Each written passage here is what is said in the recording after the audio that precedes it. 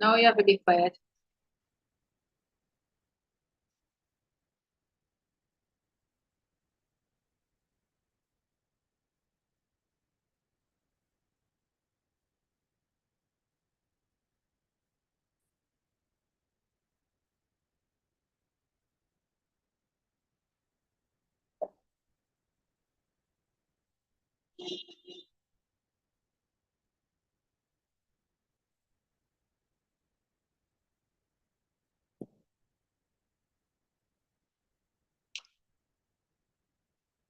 Good afternoon, everyone. I am Davina, Executive Chef from the Natural Remedies Kitchen. Today, I will be demonstrating for you how to make the vegan turkey, or if you want to call it roast chicken, it is up to you. I guess the size of it would really make the difference in how it is perceived, if it is seen as a turkey or as a roast chicken. Nonetheless, this is a dish that will go down very well at family dinners and gatherings and parties. It does include quite a bit of preparation. However, the end result is worth it. And the taste is amazing. This is one of these dishes that you could easily use to win over your family. All right, so you will need to do your pre-prepping before you come to class.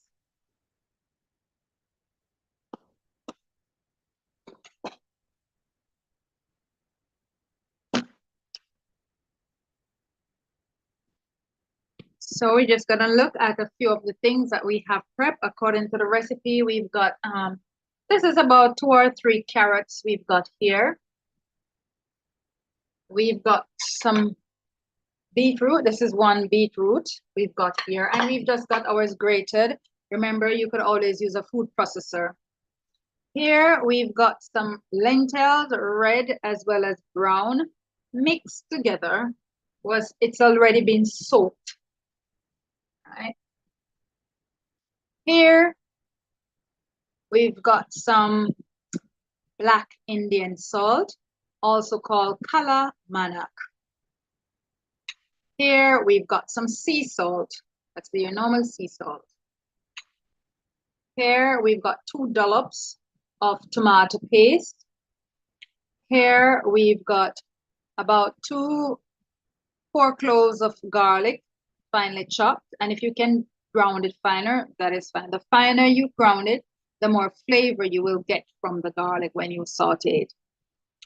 In this little container here, we've got some onion powder and some garlic powder. And I would say it's about a tablespoon of onion powder and about a tablespoon of garlic powder. Here we've got a 1/2 teaspoon of psyllium husk. We might use another 1/2 teaspoon, but that decision will be made closer to the end of this recipe. Here we've got a few bay leaves. Unfortunately, they're all broken up. If you have them whole, it is better. Here we've got about a 1/4 cup of, we've got coconut oil. Feel free to use the oil of your choice, except olive oil. This recipe can also be done without oil. Here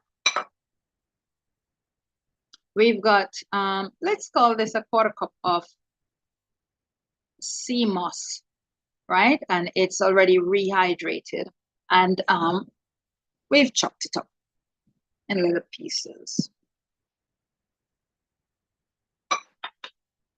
Here we've got some fresh thyme, a few sprigs of fresh thyme. We've got about maybe 3 or so sprigs right here. On this side that you can't see, we've got some celery chopped up. We've got 3 onions chopped up. And we've got 3 sprigs of spring onions chopped up as well. We have, according to the recipe, we have a half cup of chickpeas already soaked and cooked. We also have 1 and maybe just a little bit under 1.5 cups of brown lentils already soaked and cooked, and we cooked it in our homemade stock, of which you would have seen the recipe for earlier. We also have less than 1.5 cups of red lentils cooked, soaked and cooked as well, and that too was cooked in stock. We also have 1 cup of quinoa soaked overnight and also cooked in the stock. In addition to, it also has garlic and spring onion, or scallion as you might call it, and thyme in it that is cooked in it, right? To help to give it that additional flavor. So we've got everything prepped already. We've got right here lovely fresh Mexican oregano. We will use this as well in our dish. So I'll rest it here with the thyme, right? All right, so now we are gonna go over to the stove top, and we are gonna start sauteing some of our ingredients, and we're gonna pour the stuff in this bowl. So I have Charmaine in the kitchen with me, and she will be doing the sauteing over the stove, and maybe you will see it from the other camera. Now I'm just setting this where you're able to see the bowl. All right, Charmaine, so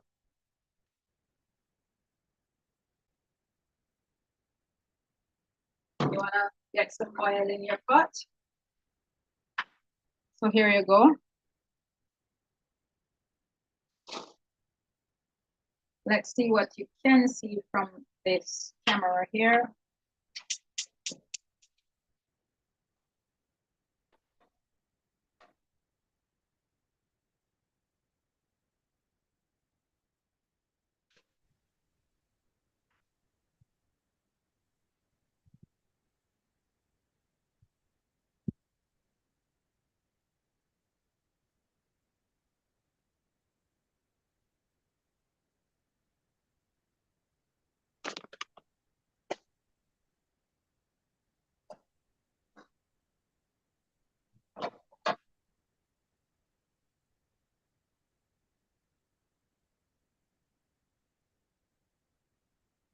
All right.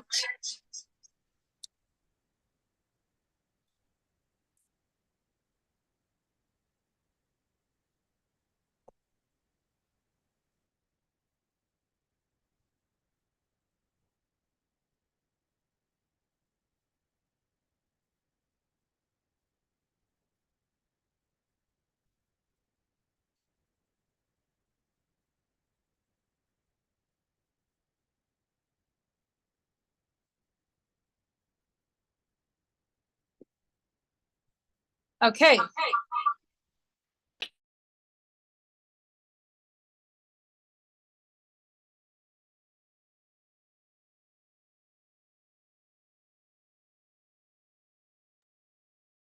I take it you can now see both cameras and you can also hear my voice? Okay, so I'm gonna ask you to hold this camera for me. And let me start with the sauteing.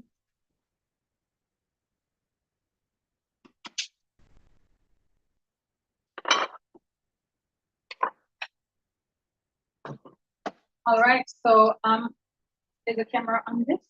Yes. Yeah. So I'm gonna saute some. I'm not sauteing everything. I will chop the rest of this up much finer later on as I will use it. So I'm just adding a bit more.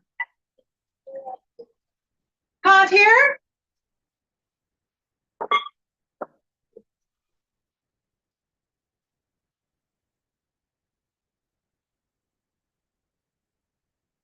I hope this is a better view. I've got some scallion here, also called spring onion.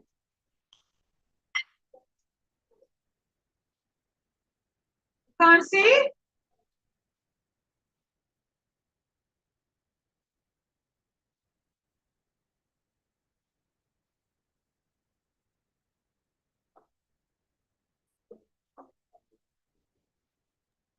Cannot see the stove at all. You need to see the pot. Not even the pot we can see. But we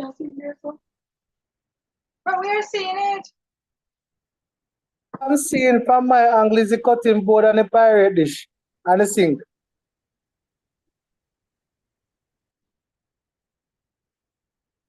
Okay, what you might need to do is quickly just, I've sent the YouTube link, quickly just switch over to the YouTube link and tell me what you can see from there.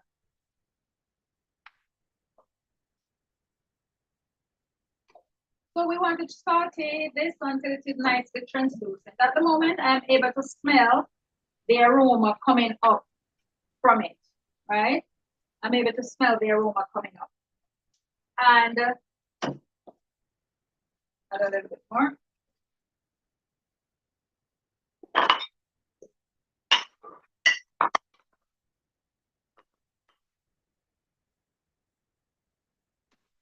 I'm gonna add the thyme.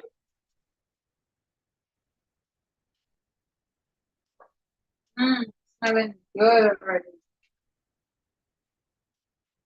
So here I've got the brown lentils. So in total, I soaked 1.5 cups. And I took out about 1/2 cup of the brown lentil that is not cooked, but just soaked. So to this, I'm gonna get some salt.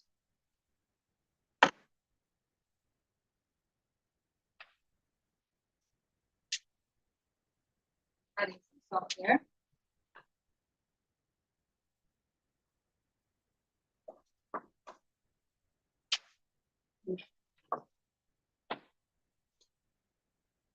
Gonna add this to this.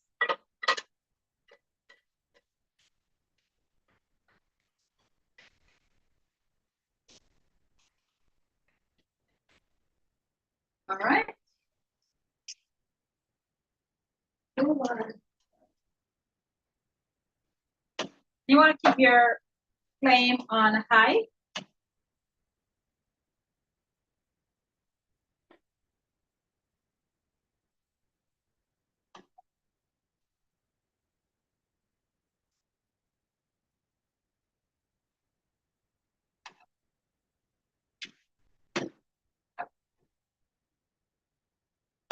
And even this, just to absorb the flavors a bit.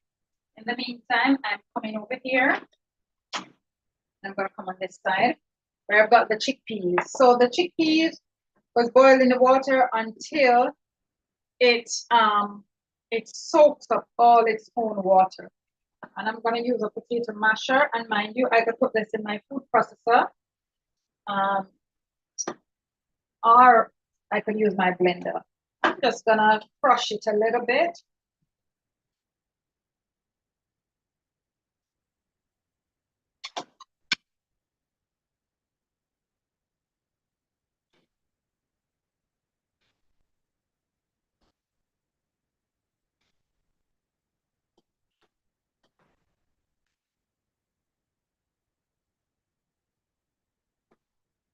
So the chickpeas will create a little bit of a bite in the roast. What you do not want is you don't want to have a roast that everything is all soft and mushy. So you want to have a little bit of bite. Chickpeas tends to help you to get that sort of texture in where you can get a little bit of bite. You can even see pieces of it when you cut into your roast.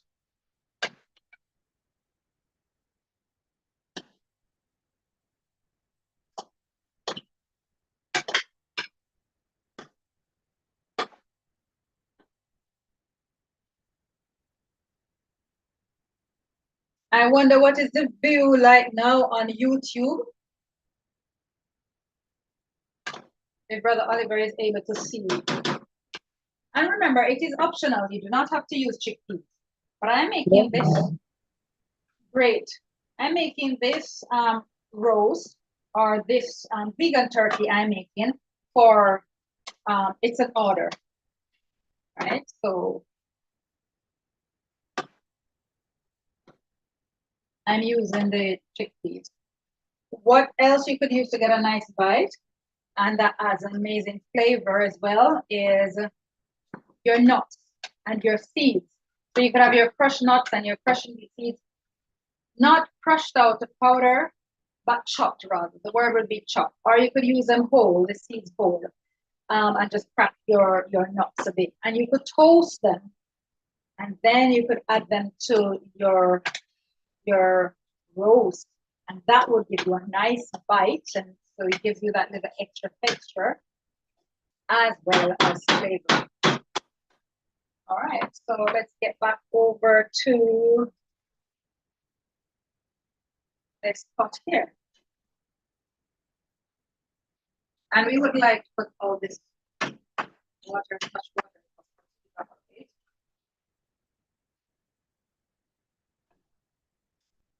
But it's just flavorful water, right? Because this was cooked in stock.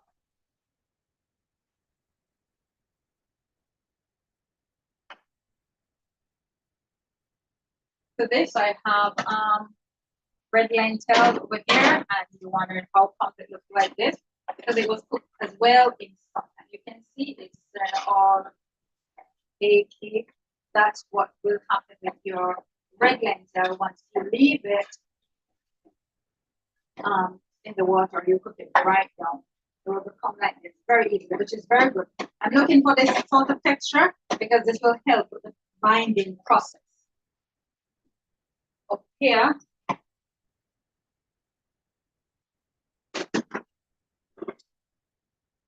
I've got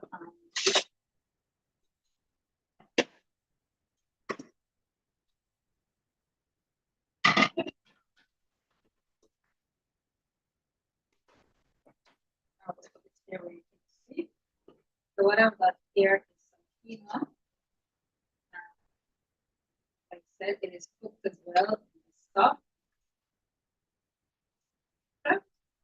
Stock is all good because it will help bind in the process. What you see here is whole pieces of spring onion. It's going to be chopped up. So when you're making your own, you bring to top of your spring onion. Then that way you won't take out the long straight pieces. Right? All nice and ready. So what I'm going to do now, that's good. I'm going to now add this to my mixing bowl. So here with me.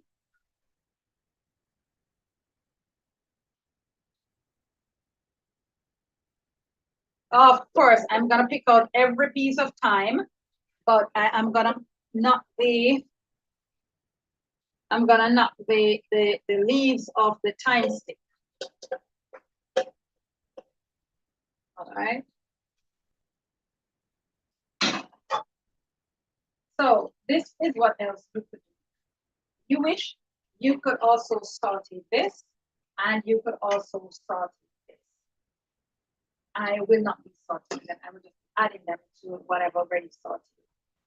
All your ingredients, you could saute them individually. All right.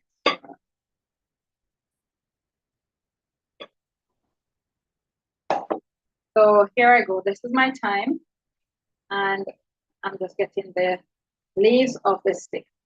Mind you, I'm not throwing away these sticks. I've got I'll put these up, right? Because I will use them in the gravy. So ideally you want to start from the bottom to get the leaves off.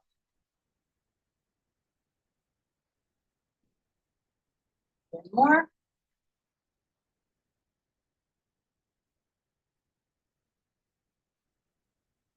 Right.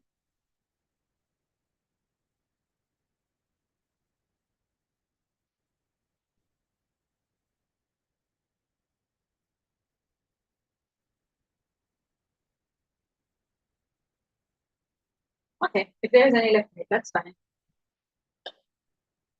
And you wanna pull the camera up, right? That's a better view. And I'm gonna add this.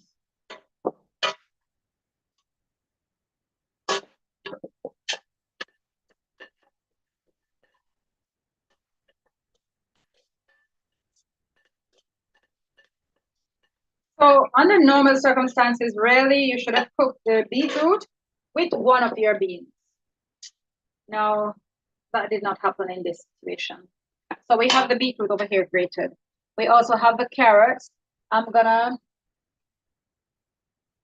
give my carrots a little saute in the hot pot to start releasing the sugars from the carrots so it has a nicer, sweeter flavor. And I'm gonna do that with a little bit of the French thyme. And it's also called Mexican oregano. And a little bit of the cilantro. Not cilantro, but you could add some cilantro if you have that, right? This is my celery. So, getting some fire here. I'm gonna add a little oil to the pot.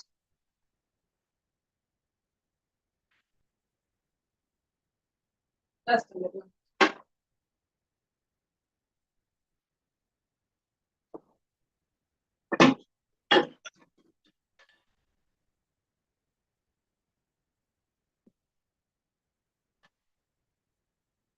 All right.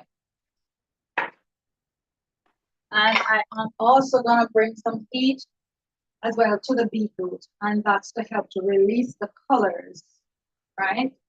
So I'm just gonna rest the beetroot right here. I'm adding the chickpeas to the main bowl.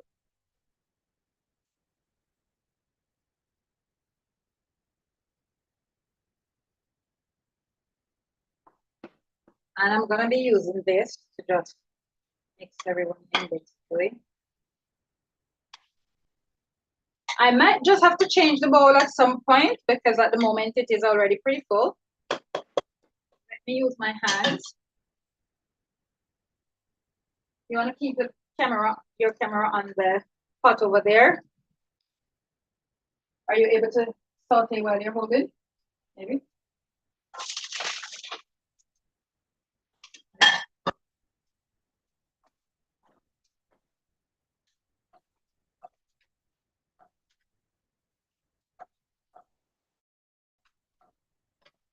So I could have chopped up the oregano. And yes, it is hot. Feel free to double up your gloves, right? Feel free to double up your gloves and mix them with your hand. Or use a big spoon. So to this, I'm now gonna add my seaweed. And this is washed and boiled. So it's not salt, but we're adding salt to our pot anyway. So I'm gonna add the rest of this salt. Oops, some just got spilled.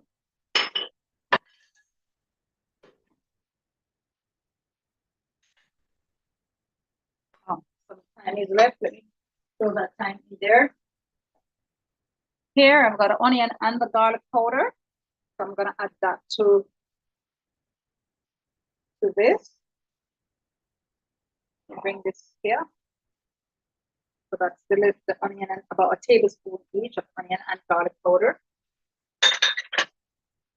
Let me bring this over here. This is the bay leaf. I'm gonna add to this salt to start releasing the flavor of the bay leaf. And let me take out some because it's also broken up. These are a lot of pieces that will be very distinctive when you have to bite into your turkey and get that garlic. I'm gonna be adding some fresh garlic to what I have here, and I'm gonna be throwing some in the pot here.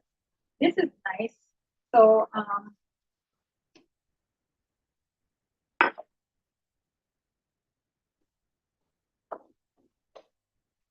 to this that Charmaine has going here, I'm also gonna add a dollop of honey. Here we go.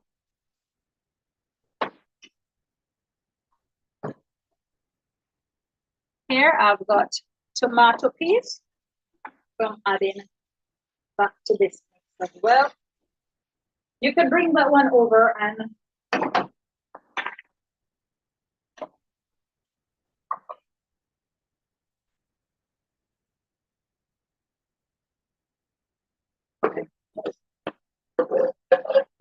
So I'm gonna take up the time because we're gonna leave this in the pot to go and the French time as well. And that can now go with the beetroot. You could add some water to the beetroot. So here we go. Just actually it would have been better to add a little bit of stuff, but that's fine. Go ahead.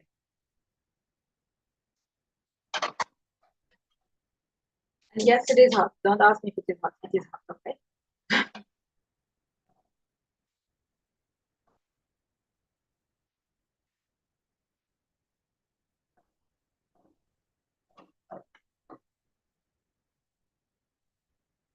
All right. Left there, I pick it up. I'm gonna now add this. So what this is the lentils and the lentils. And you want to hold your own camera there. Perfect. Yeah, that's good. So I'm adding the uncooked but fully soaked. Been soaking since yesterday evening and last night. It's soaking. It's gonna be cooked and it's gonna be properly cooked as well. But it's gonna be, in terms of texture, the ones that are already cooked, you won't even recognize what they are really. But the ones that are uncooked, you will recognize a little texture of such coming from them. I'm adding the rest of this. That's celery. And if you have parsley, cilantro, oregano, feel free. Oh, I was gonna chop this up. No, I forgot, and it's all gone in, but it's all right. Let it stay. So let it be. And I'm adding the rest of this scallion or spring onion. Nothing goes to waste, so I'm picking up from my cutting board my little beans that have fell on the cutting board. Let's wipe everything out of this. Okay, and here I've got some psyllium husk, and I'm gonna just try and sprinkle this all over. Now there is a little secret with psyllium husk. It absorbs liquid. So here I've got some black Indian salt that tastes like egg, but it gives the food a really nice savory flavor. Okay, so more stuff is coming, and at the moment, this is very, the bowl is very full. That's looking good. You can add a little bit more. If it's nice and soft, then you could bring it over.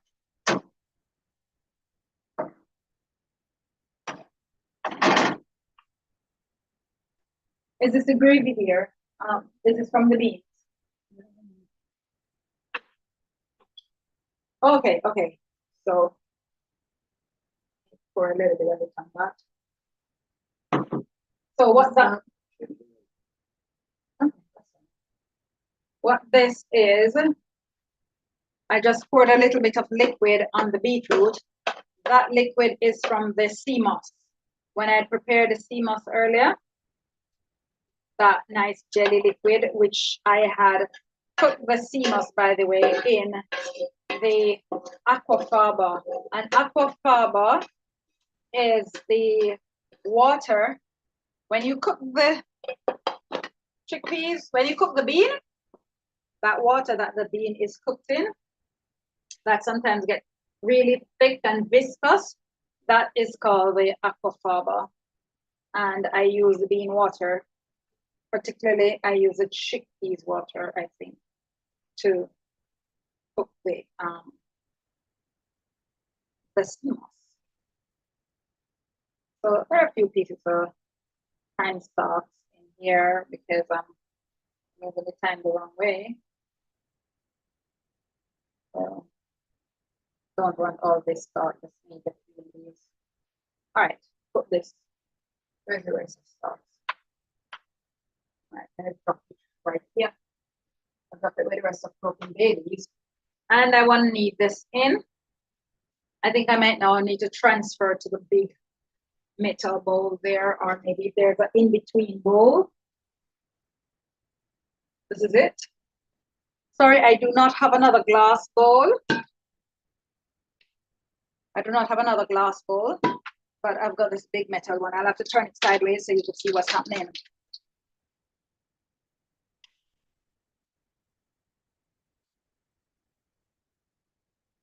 All right, so let me see if I can bring this a little lower.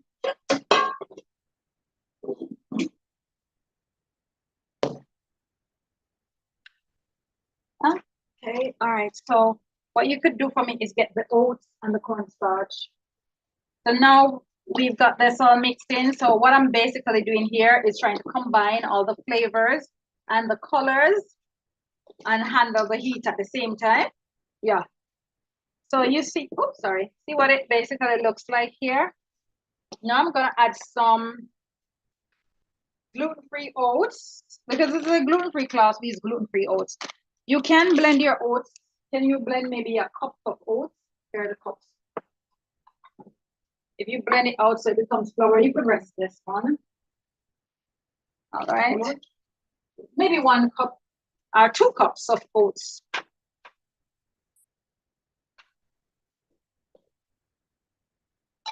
Oh, the quinoa is not in as yet. Hold fire with the oats. You could get me the quinoa, please. And then once the quinoa is in, then we will see how well binded this is and how much oats we will actually need to get to hold it together.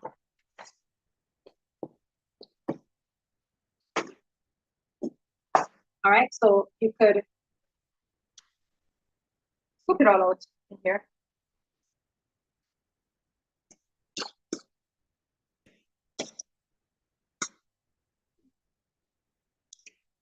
Yeah. Perfect. All right, so I'm gonna pick out the thyme and the scallion. There may be some whole pieces of garlic, which is all right. Right, so I think I have picked out the thyme and for some more time. And there's absolutely no leaf left on this time. Everything is all off the quinoa, which is brilliant. That's what you want. And we want to bind that in. Massage it all in together. When you squeeze it, feel free to squeeze it, right? Feel free to squeeze it. Getting all the ingredients. I think we've got fair enough salt, but we are gonna taste because when this turkey or this roast goes in the oven, you don't get to correct the taste after that. All right.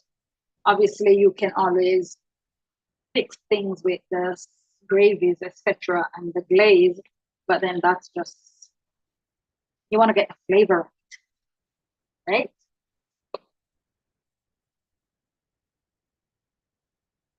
All right. So what I have here, can you see this?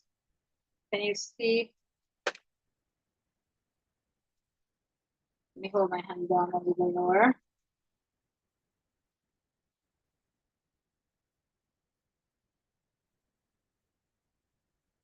All right, still soft, yeah? But what I see happening here is an action from the psyllium husk. By the way, to this, you could add some flaxseed. And as I say, this is now optional. If you want to add seeds, the flaxseed could be ground and just a little bit, like nothing more than a 1/4 cup, you would add to this. It's all optional, by the way.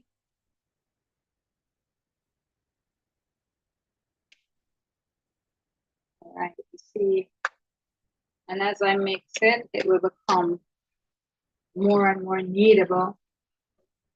I will now add, I haven't added the cornstarch as yet, or the oats.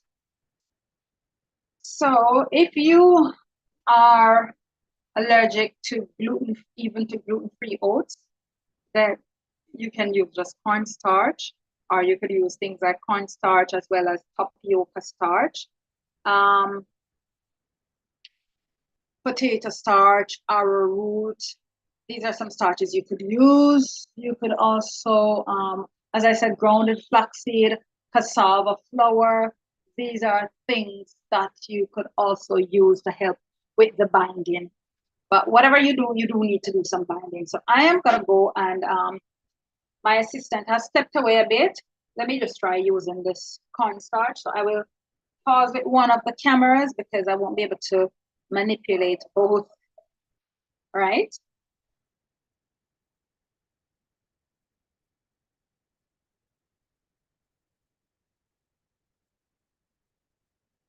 Here I've got my cornstarch and I'm just adding, so I will need about 1 to 2 cups of cornstarch. This is just about a half cup, I believe.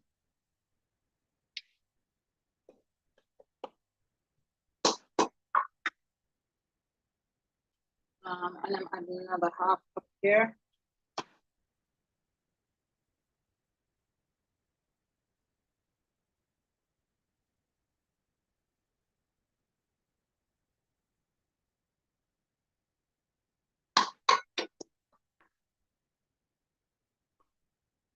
Remember, there are other starches that you could use, and you're looking at your oats alone, or tapioca starch, or potato starch, or arrowroot. These are starches that can be used to help to bind it all together, absorb some of the moisture, so you are able to form this turkey. So if you wanted to make a loaf, right, this would be a good consistency. Oops. This would be a good consistency to make a loaf. Obviously, you could always add a little bit more starch to it if you wanted to make a loaf, but as it is, this is a good consistency. This will, at a loaf level, maybe about an hour and a half, maybe less, you could bake this for. So a loaf is one that takes the shape of the container that you put it in. I wouldn't be able to form this. This would have to go in a container, right? You could put it in a loaf tin. You could put it in a tin that, a mold that shapes like a chicken or a fish or whatever it is. You could put it in that. So that would be a loaf. It will take the shape of the container. You could add, as I said, another, you could add a bit more cornstarch. You could even add a little bit of oats, right? Buckwheat, you know, these are places you could use up some of these grains that we hardly ever use them. Rice flour, glutinous rice flour would go make a good addition as well. So I've added another, well, it's not even a full half cup, but let's call it half. So in total so far, I've added 1.5 cups of starch here, corn starch. Now, to be honest with you, I should have tasted this already, because once you start, you need to get the flavor right. Be happy with the flavor before you start binding it up. So let me get a taste here. Flavor is good. Flavor is good. I'm gonna add a little bit more egg salt because I've got that here in front of me. A bit much, more than I expected. I have some, I'm gonna add a little bit more onion and garlic powder. And I'm just adding, just shaking, right?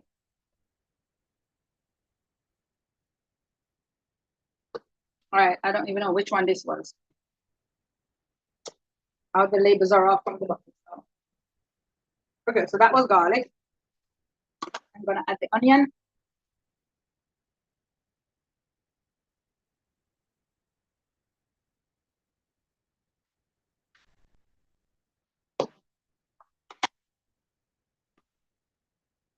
In there. And I'm gonna add another dollop of tomato paste. So what is a dollop? Here is a dollop. It's like a tablespoon, not a large one. It's like a, you know, see, tablespoon, but as you can see, a large tablespoon. That's a dollop. So I'm binding that in. And you might just have to bear with me for me to go and blend up some of the oats, or I'll just grab it and pour it in this. It doesn't even have to be blended.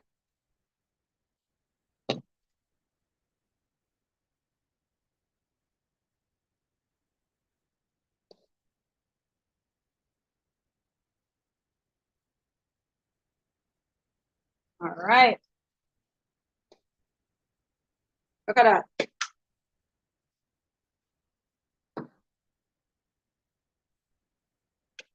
All right, so I'm gonna add, so as I said, that's a good loaf consistency.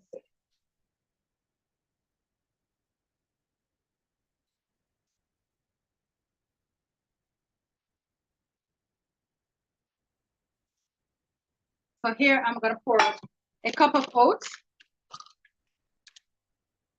Bear me, I'm trying to use one hand. All right, so there goes, I've got a cup of oats. It's not blended, but that is gluten-free oats. This oats could have been toasted, but this one it's actually not toasted. All right, so that's 1 cup. All right, so the recipe, I believe, also 2 cups of oats, but we're gonna bind that 1 cup in, and I'm showing you, I'll then now begin to show you what you should be looking for to know when your consistency is just right enough to right enough. And I'll grab the camera so you could see from above, right?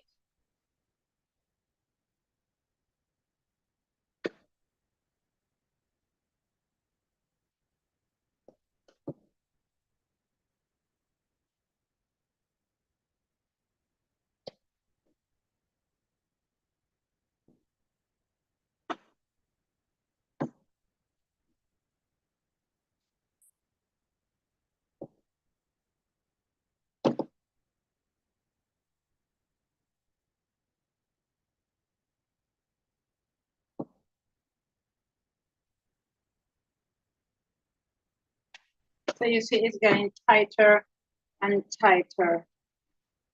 When I hold it up, there is less and less blobs. So it is getting firmer, it is holding more together, but it still needs some more oats.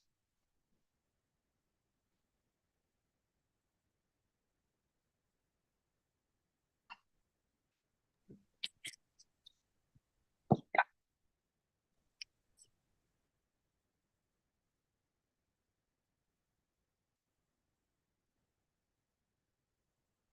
All right, so I'm gonna add another cup of oats. So what I'm looking for is, I should be able to form a ball. I should be able to form a ball with this. And once I'm able to form a ball that holds together, then I know partially my mixture is more than likely ready. But I'm now gonna add a little bit more oats because it's not exactly the right texture that you are looking for. Even though we do have another test, right? We have a pan test where we're gonna put a little pot on.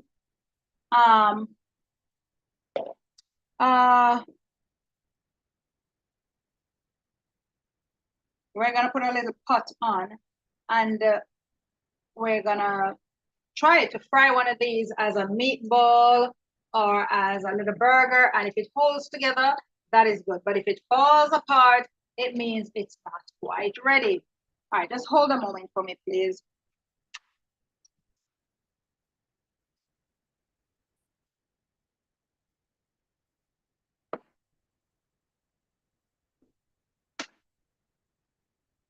All right, so let me add the other oats now.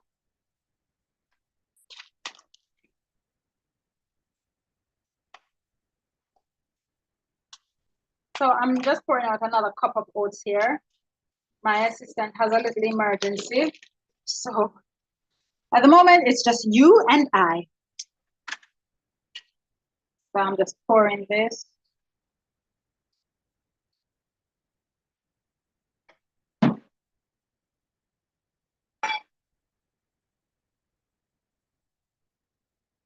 All right, so there goes another cup of oats.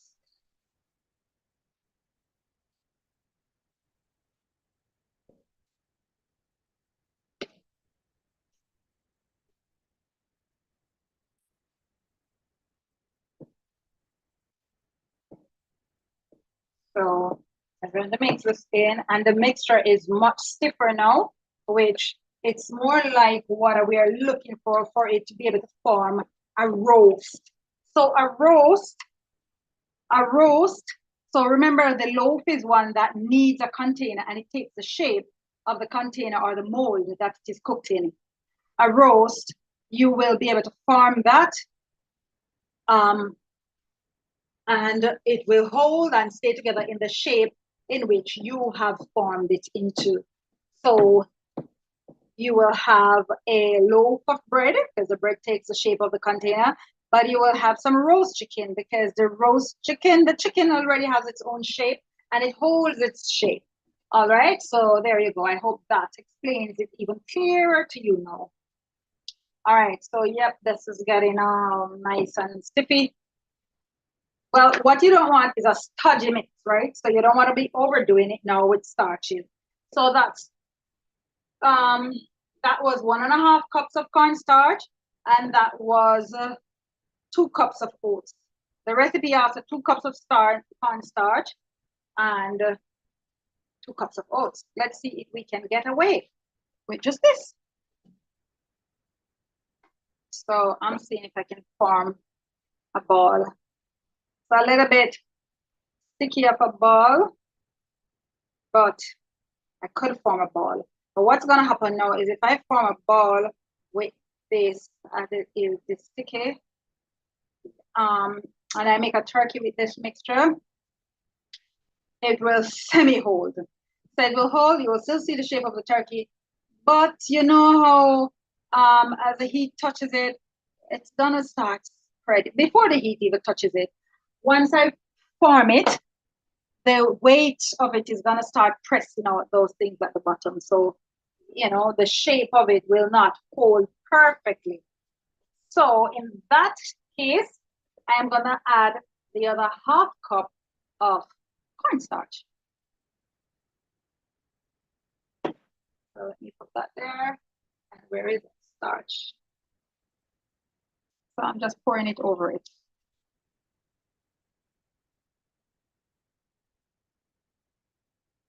All right, so oops. There we go.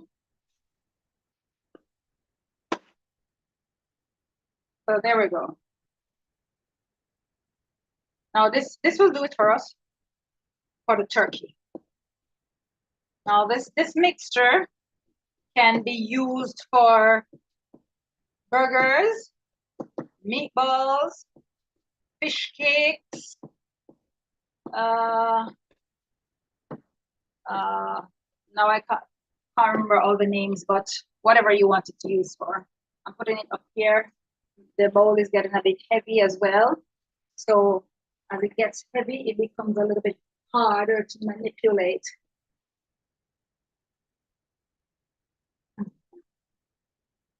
But you can see this, right? I could easily put a little bit more psyllium husk in this, but I will stop right there.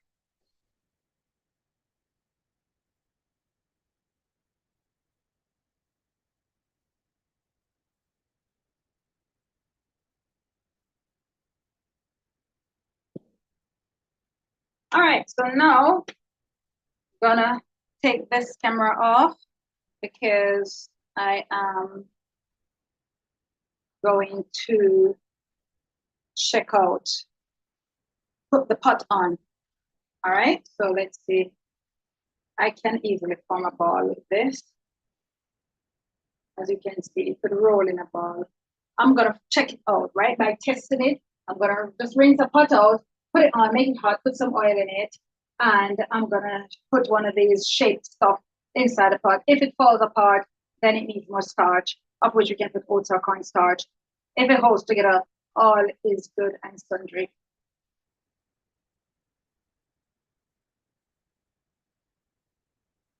So let's see now. I'm trying to find, see, my hand is all in this mixture. So let me see. I'm trying to find a nice location for this camera.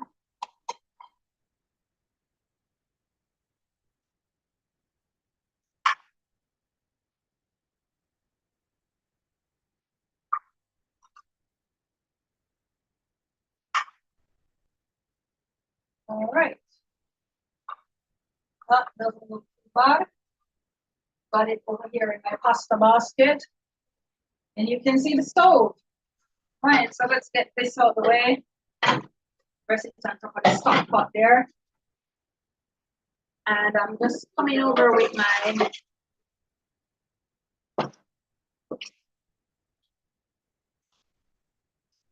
just washing out a non-stick pot. Right.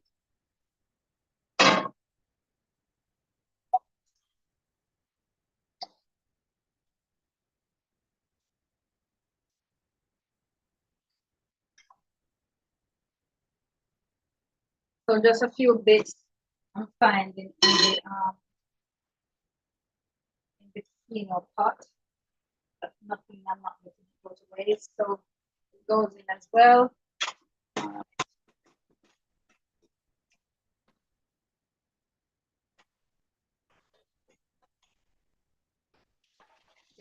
These things out the sink so I can find my way around.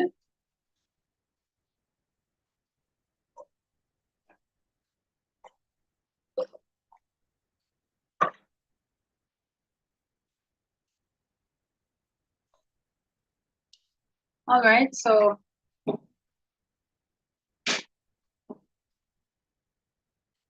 a few things. I can put some oil on my hand to form the ball, or quite frankly, to just form it as it is. Let's see. My hand is all clean now, so let's see. This should not be sticking to my hand. I've used it already. So here we go. This is a ball. It's not too bad. It's a bit soft. I'm going to press it out a bit to make it into something like a burger. See that? So that's how you do that. Right? So there I go. I have a nice burger meat looking thing here. So some oil. And we're over here now. Hoping that camera is still on. Yep. I need a little bit more oil though. So let's let me not yet, but okay, good. Feels a bit warm, so I recommend. All right, I'm leaving that right there. That looks like a really good burger.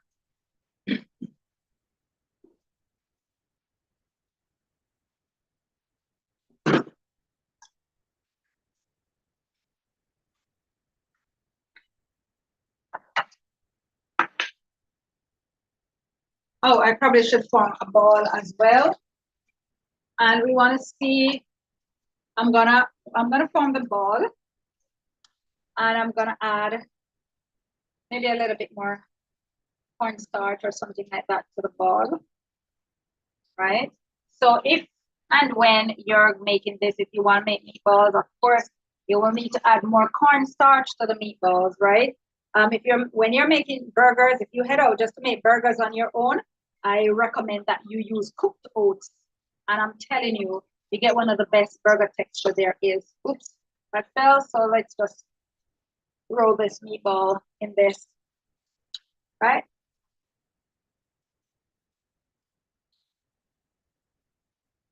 Let's get this.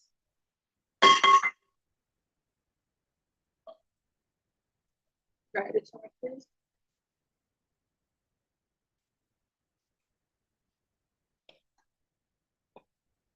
All right, let's see what's happening with our burger here. It's a little bit soft, but I need to take a glimpse of the other side. Color is coming, but it's the burger is soft. So, all right, guess what? I'm trying another burger. I'm flattening this one out as well, right? So this was meant to be the ball, but I'm flattening this out, and I'm gonna add that. We're gonna see in terms of how fast, what burns, etc. So let's see if I can flip this.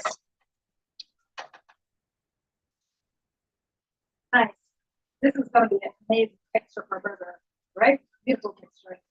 But what I would do, I'm gonna add a little bit more starch to the mixture that I've got here, just a tiny bit more. So let me add a bit of oats, and literally maybe oops, that's less than a quarter cup of added there, and I'm gonna bind this in.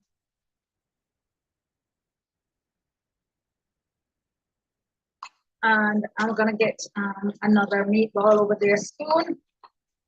And by the way, you want to be able to do this and have some time to literally allow it to sit, to rest a bit, which I have skipped that stage.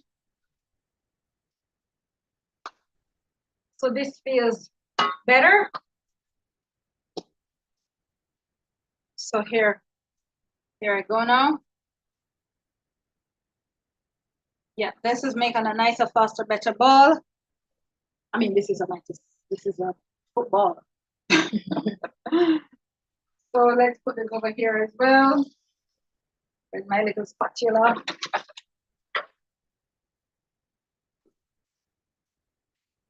Washing the bits of my hand.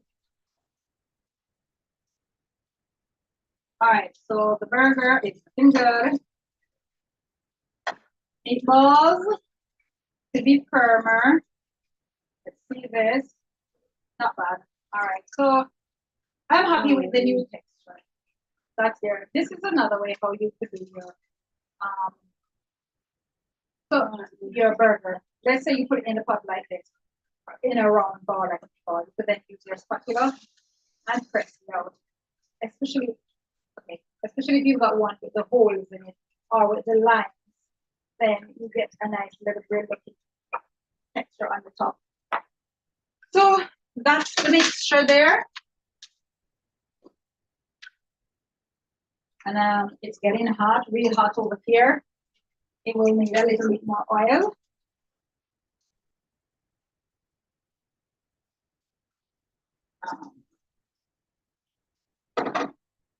So let's see now, we need to just clear right here so I can start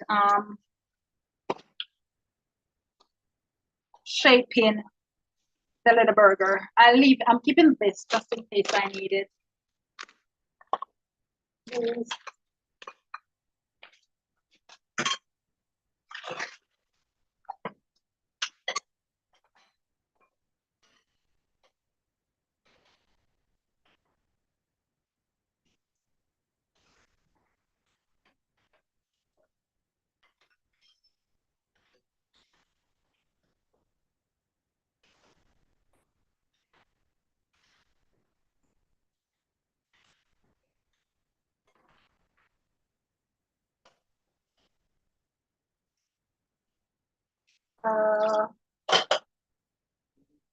Go ahead and do what you can. And then watching from here. So that's water from my hand there. Let me dry them.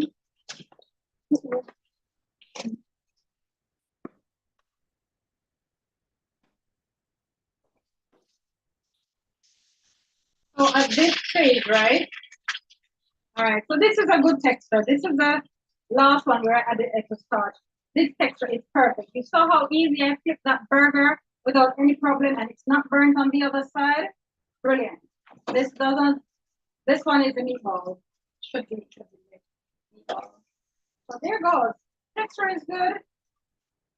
Good. All right, so you see, not bad. All right, so there you go. You're gonna have burgers with your mixture. You can have meatballs from your mixture. And obviously, you could make this mixture a little bit firmer, spread it out on your cutting board, and use shapes like fish shapes or whatever to cut them, star shapes, whatever shape you want. And you bake these as they are in the shapes, or you could do them like this, and perfect. You have some lovely stuff for the children. All right, get these off. I might just use this, so I will leave this and that right there. This is finished. Rubbish, yes, rubbish. Let's get this from here.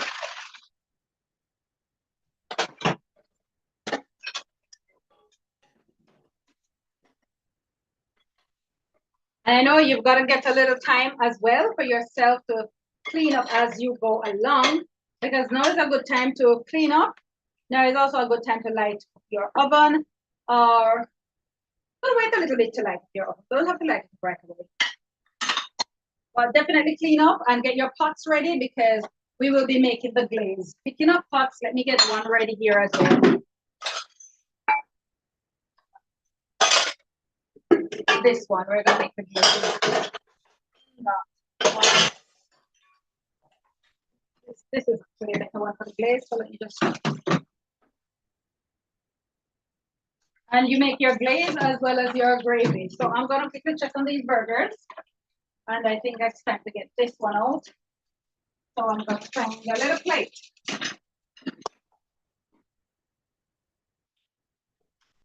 Beautiful. So let's imagine yourself, you've made a lovely big salad. And then you make this and you drop this on the top, right? Make one or two of these, put them on the top of your salad. Beautiful, absolutely beautiful. And then you obviously you have your salad dressing. So you make your salad dressing and you put on the top of it. Wonderful. So let's get this one off now. What else am I going to be doing for this pot? I'll be making the glaze, but not in this pot. So I'll turn this fire off. Let this cool down and it will be washed out shortly. These burgers can just cool a little bit, and then I'm going to break one open so you can see. You can have a little bit of the taste there. Couple of things we will need to do in this meantime. We're going to put the skin, we're going to form the turkey or the roast chicken or roast whatever you want to form. We're going to form it, and we're then going to glaze it. After we glaze it, then we're going to put the skin on the top. Now, you've got two types of turkey skins that you can purchase out there. You've got, my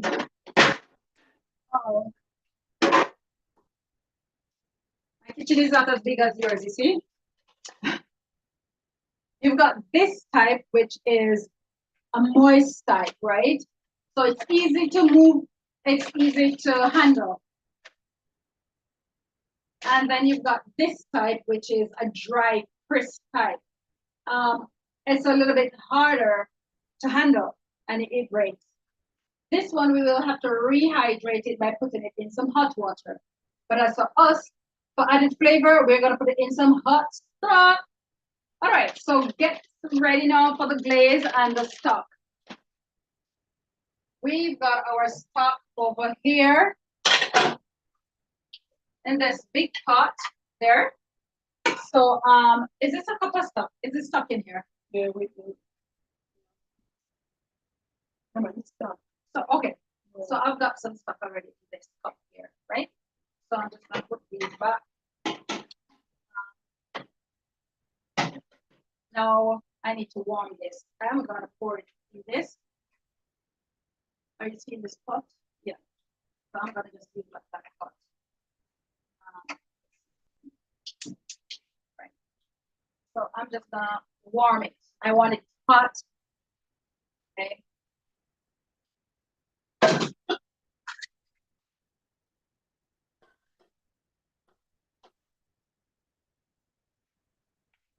So I'm gonna make this hot for the stuff. Let's check the burgers in the meantime now. Still hot, right? But look at the inside. Beautiful. Beautiful, right? Lovely. Taste. Hallelujah. Amen. Where's Iowa? Taste. Amazing. Wow. Hallelujah indeed. This is the, okay, so this is the last one, right? And when it cools, as it cools, it firms up even more. This is the first one that I made. So let's break the first one. See that texture, see that inside? It looks very burger meaty. Can you see that? And all the little bits, amazing.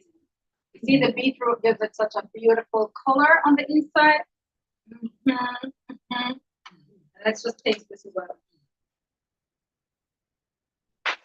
So as I said, if you make your burgers and you leave them to cool, they are fantastic in terms of they hold together better. Perfect.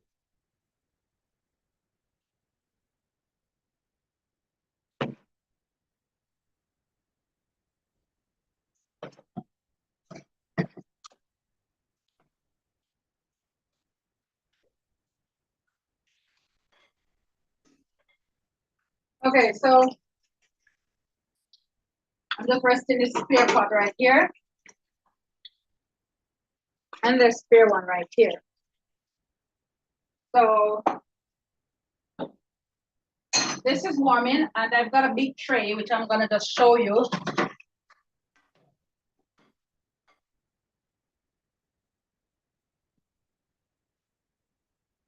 I got this big tray, but I'm gonna rehydrate the turkey skin in. So this is my turkey skin. I've already taken off some turkey skin. And I'm just, let me see now how many pieces I might need. I've got 9 pieces here. I'm gonna rehydrate all of them. So what you don't want to do is you don't want the turkey skin to overlap when you're rehydrating it. Otherwise, it becomes very difficult to handle. Let's see if I could set this better so I get the most out of the tray.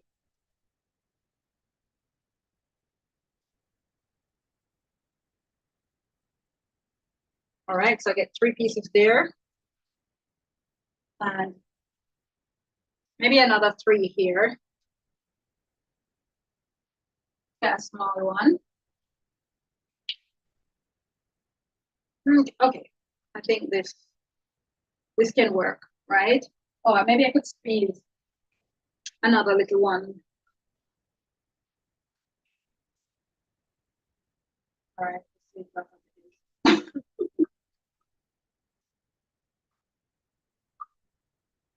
I'll squeeze another little one here. Now what I'm gonna have to do is as soon as I throw the liquid in and I'm ready, I'm gonna have to use the ones on top. I have to pick them up first.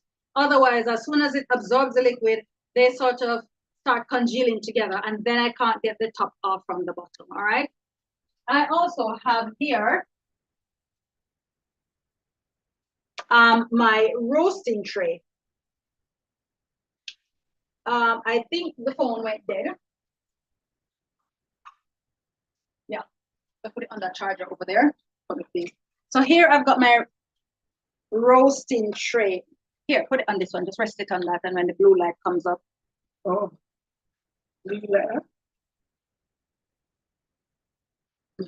So this is my roasting tray, and I'm going to. This is what I'm gonna shape the turkey in, right? So if I've got greaseproof paper, which I don't know if I have. No. Okay, all right. In the meantime, I'm gonna get started with the glaze. The glaze is just, I'm gonna use some tomato paste with some stock as the water to make some tomato paste, and I'm gonna add a dollop of honey in it as well. So the phone has come back on. I won't be able to take it off the charger, but I will get it back on just in case my YouTube has stopped. Let me see now.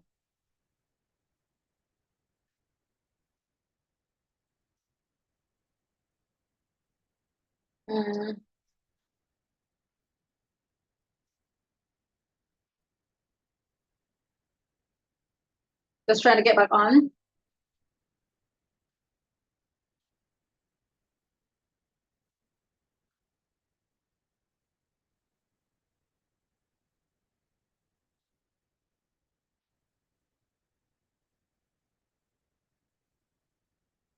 Okay, so I'm still live streaming. Perfect. All right, let's get cracking quickly. So the water is boiling.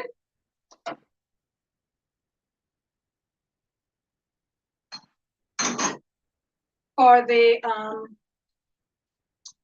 Oh, for the turkey skin, but guess what? I won't put the water on as yet until I actually farm the turkey because I don't want this to soak up too much water. So I'll rest the skin back over and I'll rest the pot back over on the stove. Not quite ready to use it, but it's okay where it is at.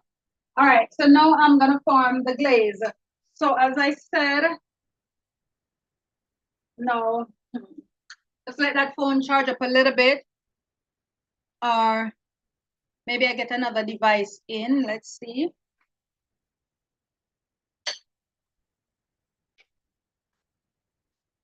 Let me demonstrate a few bits and bobs to you over here.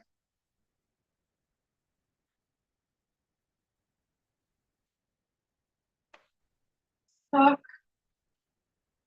All right, get me some apple juice, please. I will use some apple juice. So here is my,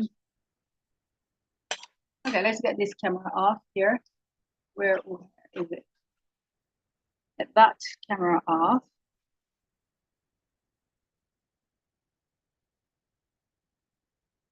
Or if you hold it, Miss Charmaine, but you would have to keep holding it. Sorry, you have to hold it on the charger. Bring the card over so they could see. No man, they want to be able to see in this pot. So here I've got, let's say a tablespoon of tomato paste. I'm moving this out the way.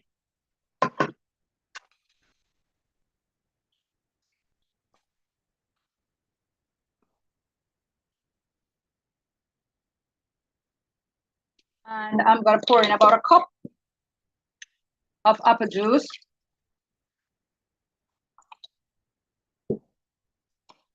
And I'm gonna add a little bit of cornstarch to this.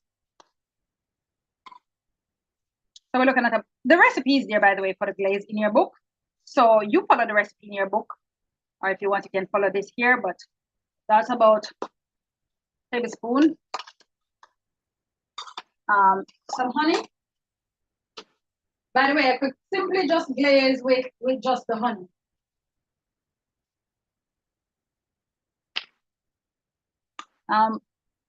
But that's about 2 tablespoons, maybe even a little bit more. And whisk, I want a whisk. Of which I'm not seeing any at hand. Okay, one.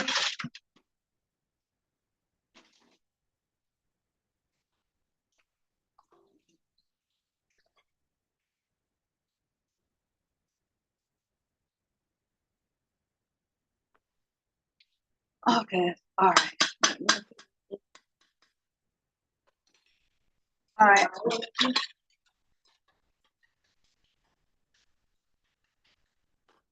Let me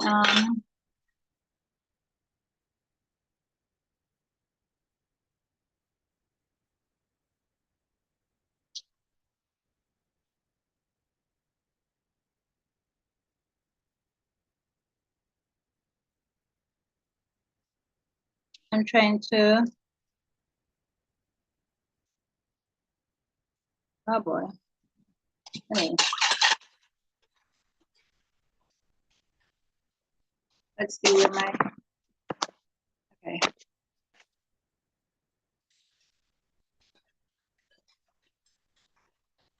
So that's honey, apple juice, cornstarch. I can add a little salt to this if I want, but I'll taste it first.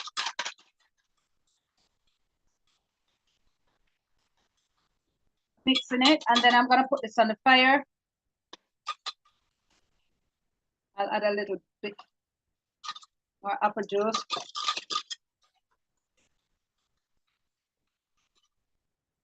And let me just make sure this phone is fully is actually charging. Don't see any light. Okay.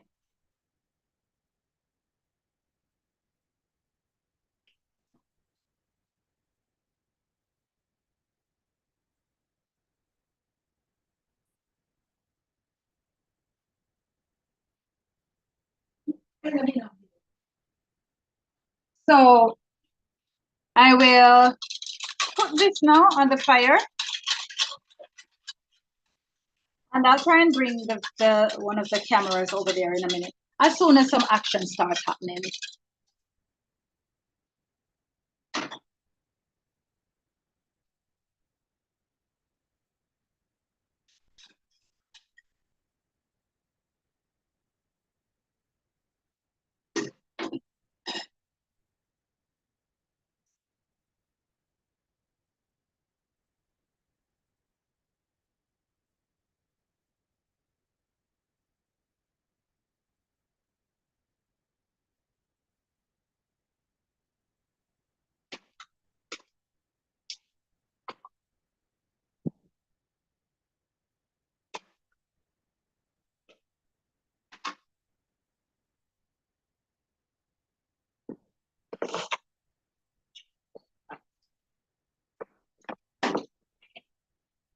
All right, so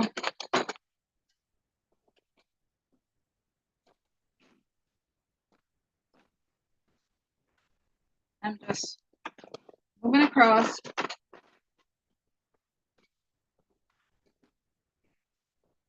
Other camera.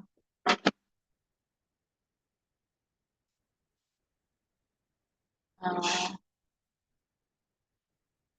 me go and see what you're seeing.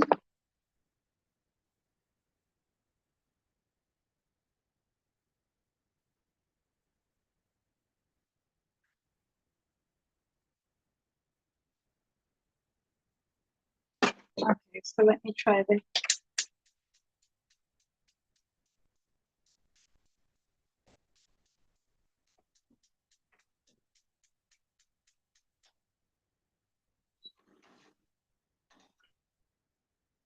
Is this a better view where you can actually see inside of the pot? Let me put this. This is the stock for the turkey skin, and this is the glaze. So the glaze is cornstarch is in the glaze, and as a result, you want to mix it. While you don't want to overmix it, it is important that you mix it to prevent the starch from lumping up at the bottom. So my assistant Charmaine is back, so she's gonna help me with stirring this, and I'm gonna take you over to, well, let's just wait, because it's just a one functional camera at the moment. So I wanted to take you over to forming the turkey while this glaze is being done. But we'll just do things one step at a time, which will also probably be much easier for you. So there is a few tips that I need to teach you about,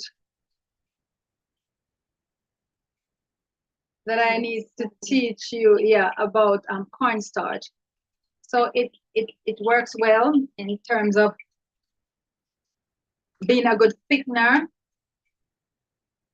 I wonder if there was salt in this one. Let's see. This could take some salt.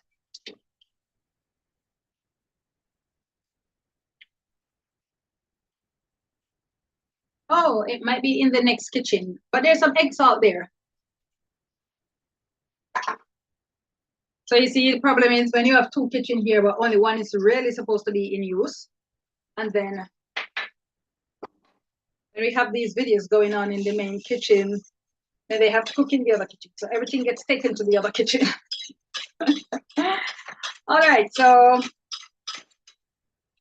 I'm mixing it like this. The color is gonna become nice and red. See what's going on here. Color is gonna become nice and red, and when it becomes translucent again, then we know that it is ready. All right. Please check the other kitchen for the salt, because I do need a little bit for this dish.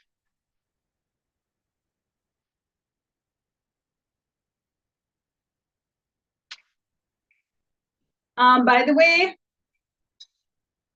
anytime now,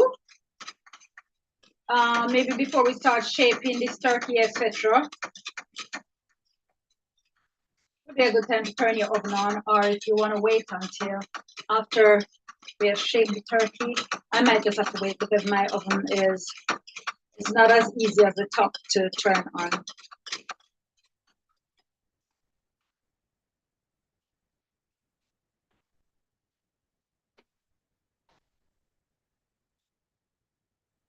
Okay, so I'm adding a little salt to this. I'm adding some to that over there.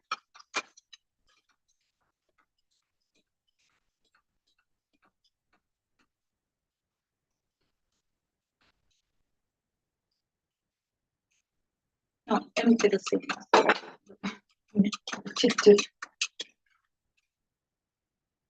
All right. Now I'm gonna need, it's good to also add a little lime juice to this. Once the starch is cooked, this thing is gonna become all nice, glossy and shiny.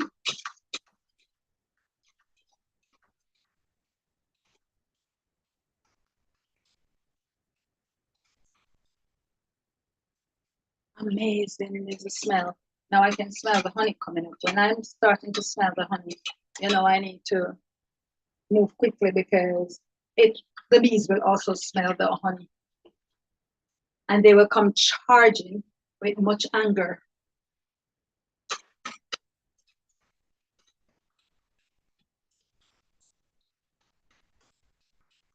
Okay.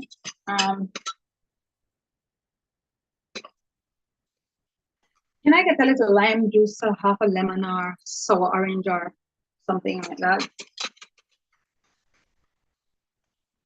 Please, thank you.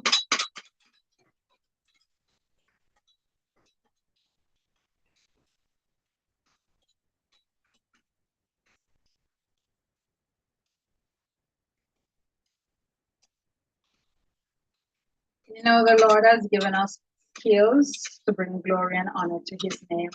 And I'm praying that as you learn how to make these dishes, you will not just keep them to yourself, but you will use them as an entry wedge to bring the health message to others. So take pictures of the food, write up little blogs.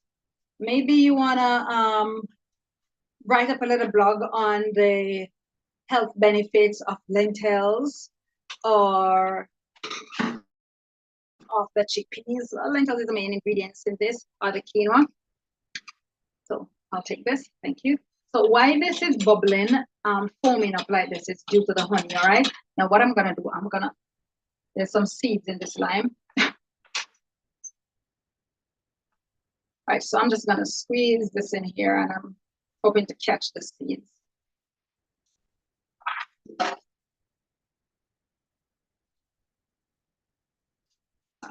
Okay.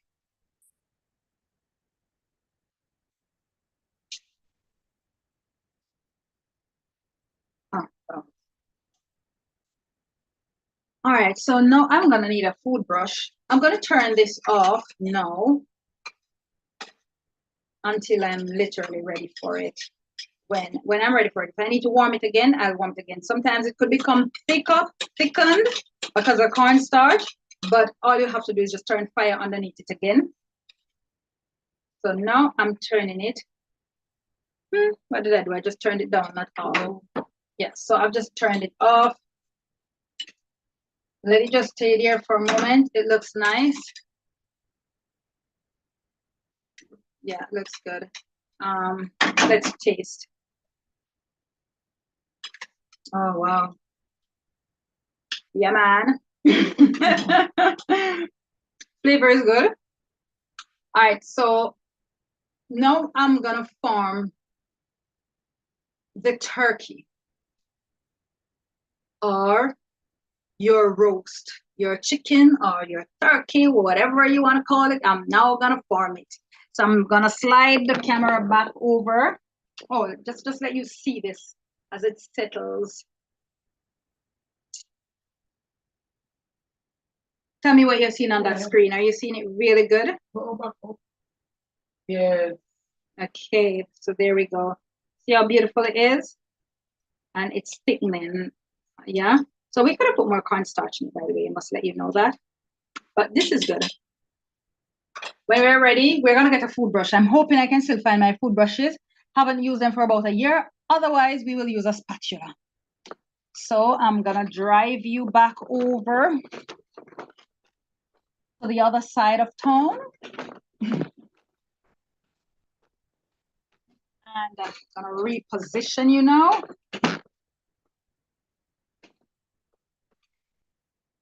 Okie dokie. So we're gonna move the honey and we're gonna move the apple juice because we're finished with these two guys.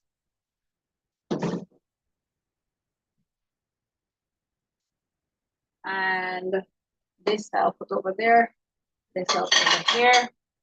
This can stay right here. Let's just, oh, this thing is heavy, boy. How much does it weigh? I'm not sure.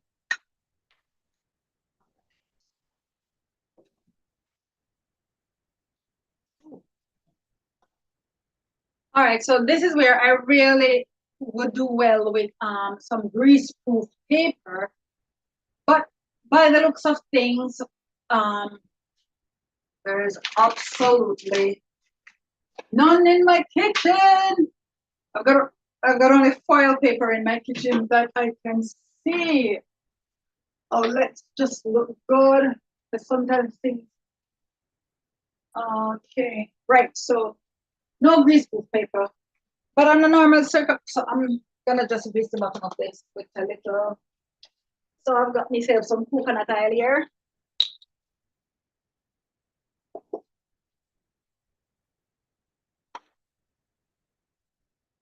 All right, so what I'm gonna do actually, I mean, I've greased this, but actually I'm not even gonna, I won't even be using this pan, even though I've greased it. You know why? If I was gonna do this for home, then I would have used this pan.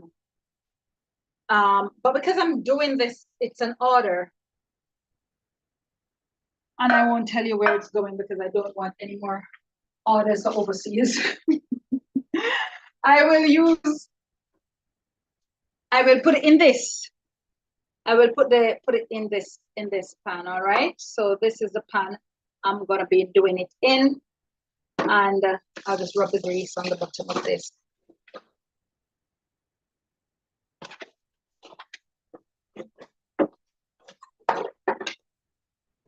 Tammy, as you're here, can you start if you see a food brush for me, please? I don't know, basket, something behind there.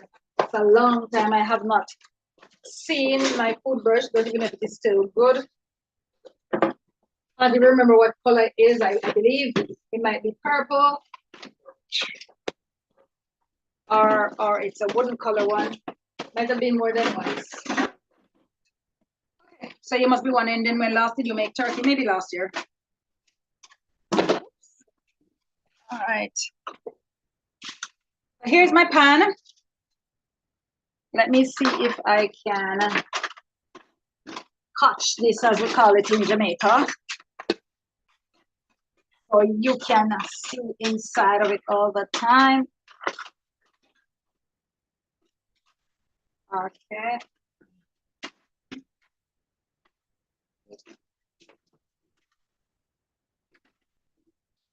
Okay, if you don't find it, stress not. Oh, you found it, so yes, I do have a purple one.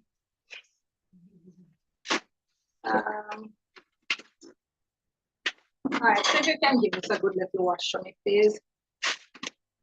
All right, so I'm gonna dry my hands.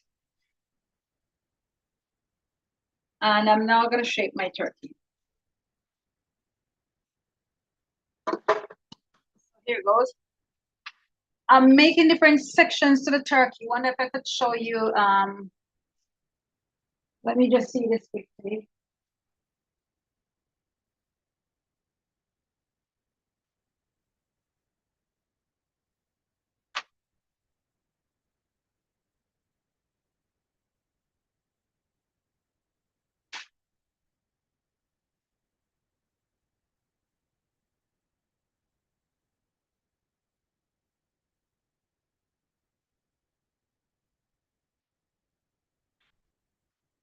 All right. So I will be making this. Yep. That's what we'll be making. Let's see if I put it here. No, can't see it. You see it a little bit here. I'll be making that. This is the parts. So we're looking at wing 1, wing 2, leg 1, leg 2. We're looking at breast 1, breast 2, and we're looking at the base. So we're looking at 1, 2, 3. Let's see, 1, 2, 3, 4, 5, 6, 7 parts to the turkey. All right, and this is the shape. Let me keep that right here. Let's see if I can keep that there. Let me move this.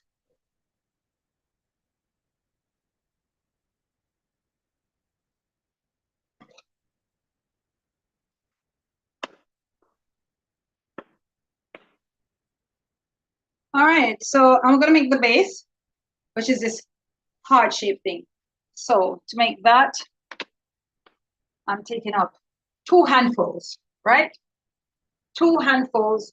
And you see now it is holding together. It's not dropping blah, blah, blah, blah, blah, like before.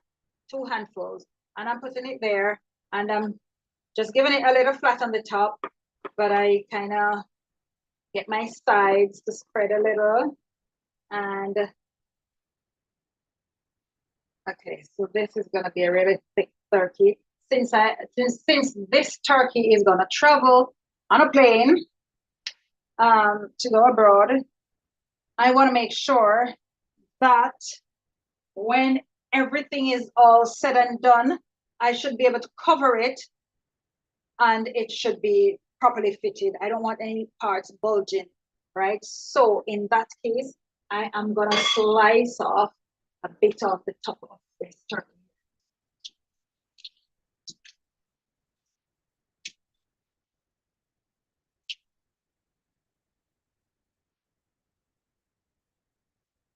All right, so I'm going to take off some because I will be putting more on the top, all right? And by the way, if you wanted to put cayenne pepper in your turkey, it's an optional, all right? You could have, but I will not put any pepper in it because I'm not the one who's going to be eating it.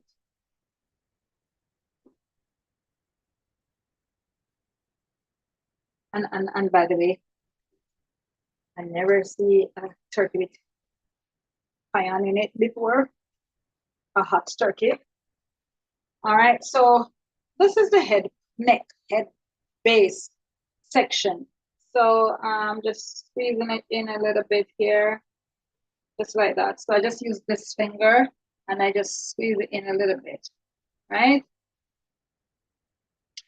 So are you able to see this properly? This is what I've got in my pan there already, all right?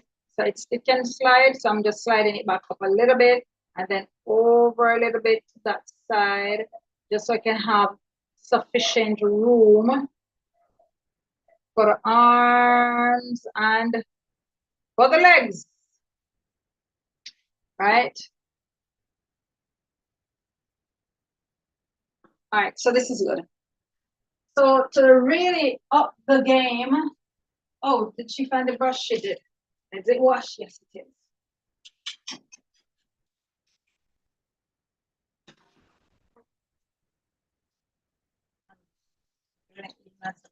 Here. This is a very thin brush. Boy, I feel like I need a thicker brush. But anyway, so let it be. So what I'm doing here, this is what I'm doing. This is what I'm doing. I've got the pot with the glaze here, and I'm just brushing on a little glaze. This is just going to give added flavor at the moment, right?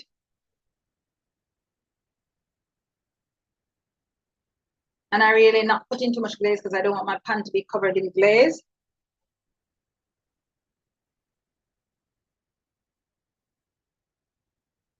What's happening with this big screen, God? Okay.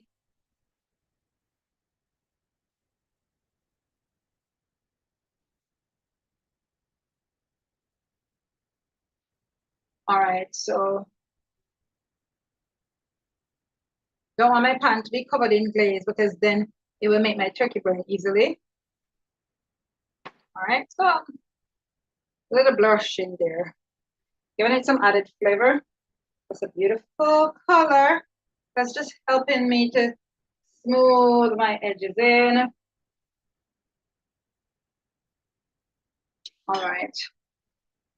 Now let me just rest this there. Now I need to form the breast. I'm gonna form, so that's the base of the turkey, right? That's the base of the turkey. Now I'm gonna form breast one. So I just need one handful. I don't even need a full handful, so I'm cutting that in half, right? And I'm sort of shaping it. Let me form a ball first. All right.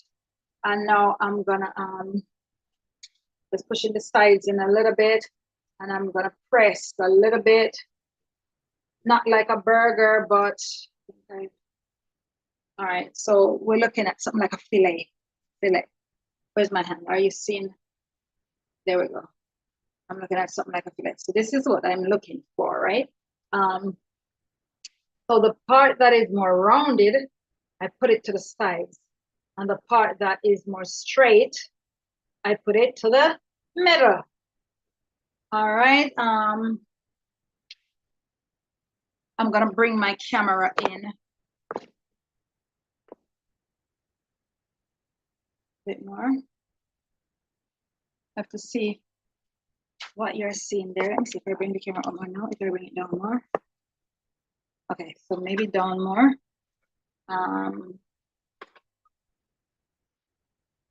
I'm trying to, okay, I'm seeing this thing here properly.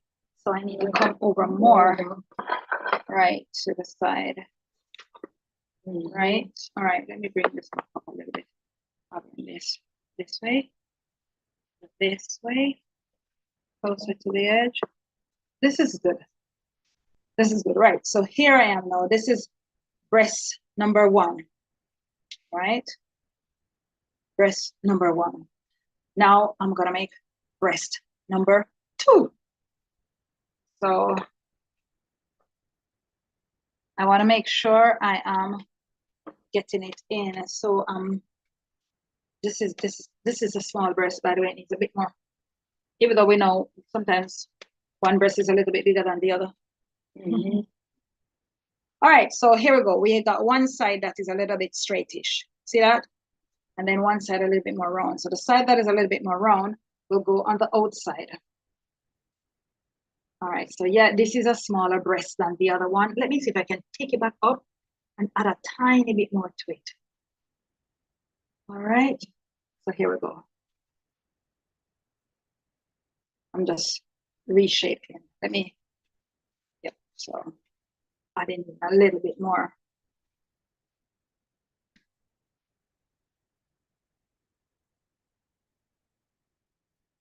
So I'm pressing a little bit and then I'm squeezing in the side and just shaping.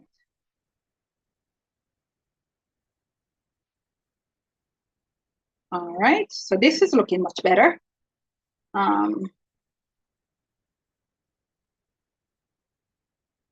the rounded part is on the outside. And there.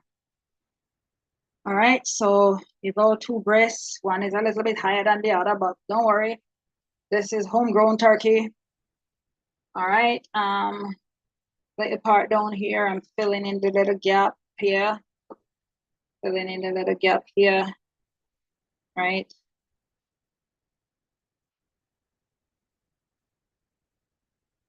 Perfect. Glazing time. All right, so I wanna put my glaze on.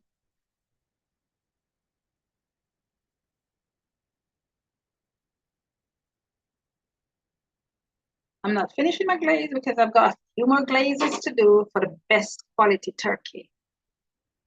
So this glaze, the purpose of it is not just flavor now. This glaze here that I'm putting on top, the purpose of this one is to hold the skin of the turkey, which we now need to put the hot water on.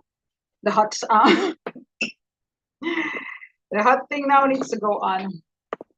Yeah, all right, I'll fix this back.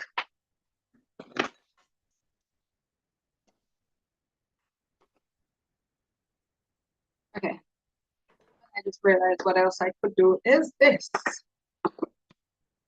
Yay, that's better. All right, let's see, even this is a little bit higher. Perfect. Are you seeing this better? Yep. All right, that's not bad. So I'll just get this section glazed. I have to get the skin to hold nicely, right? And thus I want to glaze to get the skin to hold nicely on this little turkey here. All right.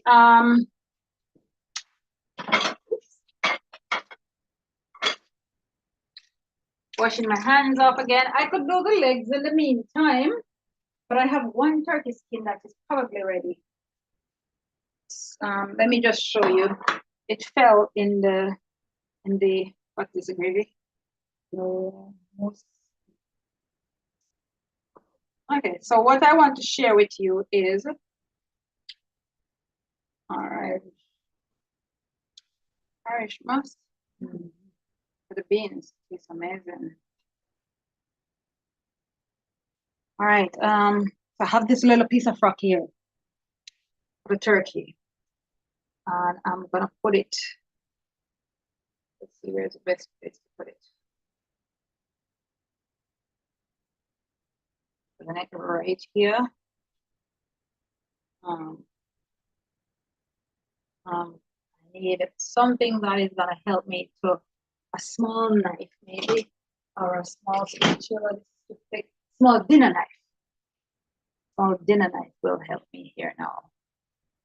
Dinner knife, eating knife.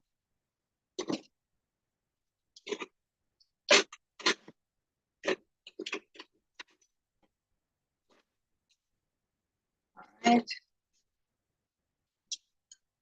Okay, if it is hot, then show it. We can bring it over to the other side and just put the tray over there so we can use the other camera and see it. A second. I'll hand it to you.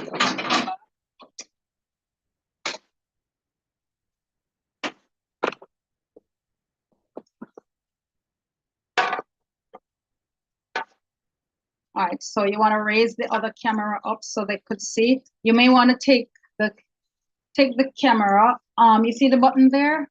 No, put it back down. Let me see if I can touch it to open the camera.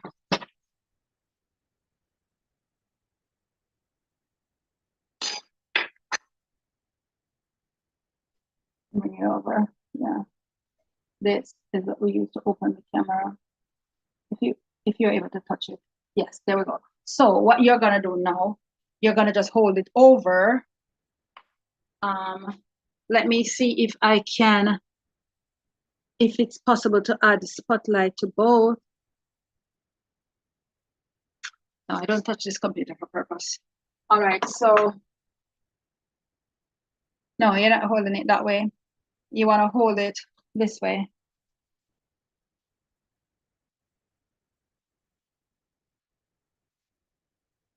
Oh. There it goes. That's the way you want to hold it, right? And then, so what we have coming is this is a hot stock. All right. Let me see what's being, yeah, okay. So I'm now gonna pour this.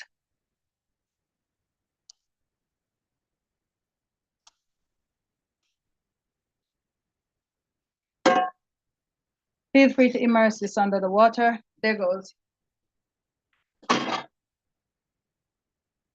All right, so that's gonna give me my turkey skins. I have a dinner knife here. You want something that you can use the back of it to sort of, no, I'm like, look at how I'm taking up one. Yeah, so I just want this to get a little bit even more softened, right? So this one is on top. I said I need to make sure I take this up first. So let's just stay there for a little bit. All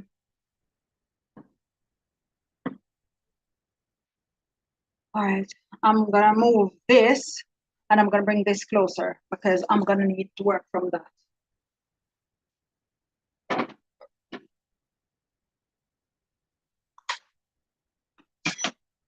I haven't done the legs as yet, right? Or the wings. And by the way, you could always do hot wings for yourself. Yeah, those are, and drumsticks. So from the mixture, you could always just do hot wings and drumsticks. And remember, you can bake, but you could do it on the pan as well. So here we go. One more skin. All right, and this is a big skin, so I'll cover quite a nice area with this. So I get to cover the whole breast here. And I'm gonna now use the small knife. Let's see, maybe I could use the brush.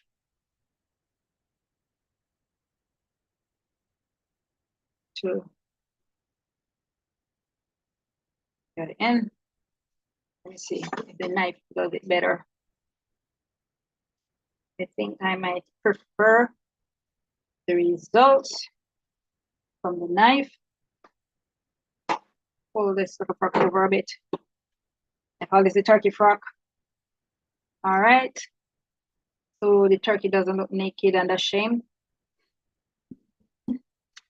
All right, nice. Now to the sides here. In the sides, the corner, I'm just trying to use the edge of the knife to sort of, if I can get this in so we can see the formation of the breast. Mind you, guys, when this turkey is cooked, half the time this skin here shrinks up. What? You don't fret about that. When you glaze it, nobody will know where the skin, if it got short or tall. All right, so next skin.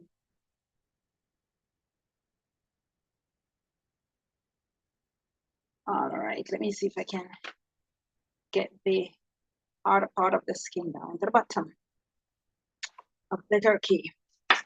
All right, so I'm gonna use a knife and see if I can get this under, get this under. By the way, you could always cut these, but maybe I should just do that a little bit. I'm taking off this hard edge, right?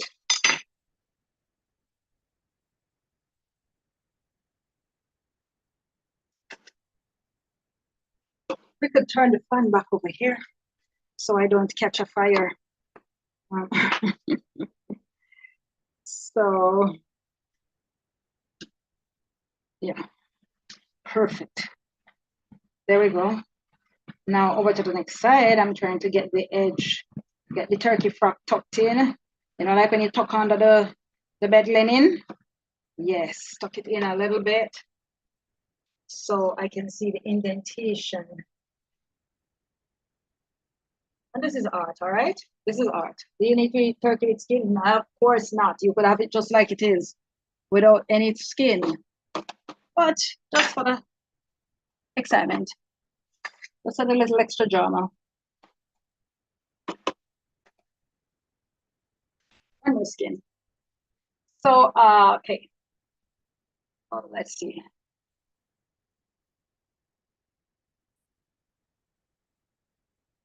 I'm gonna put this skin up here. This up. Let me take the rough part off. I'm not throwing the rough parts away, right? You can always throw that in your stock pot.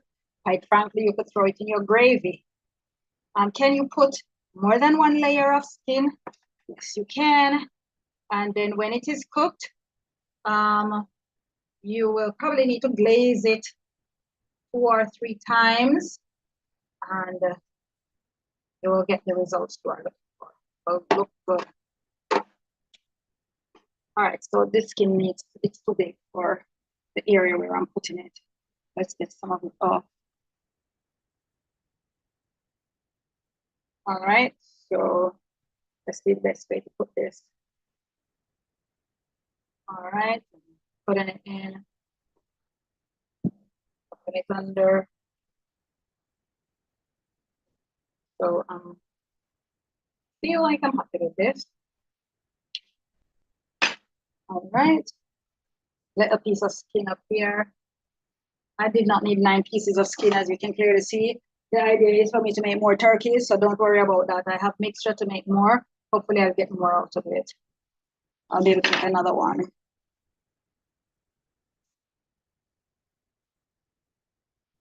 Because I know everybody is watching this turkey now, who is at home, will want to taste this turkey, but this one has been ordered. So of course, I need to make sure I get some extra mixture. I get some extra turkey out of this. Or at least some meatballs. So now I'm gonna move the this, and I'm gonna bring my turkey back down because it has slid down a bit. So there we go. This is the turkey.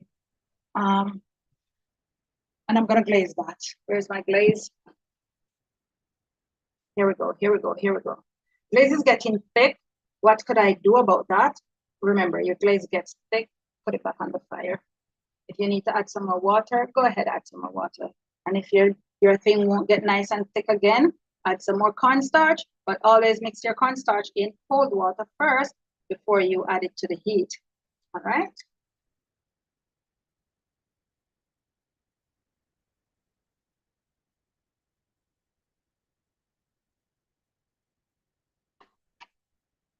We haven't put the arms on us yet, remember? And the legs.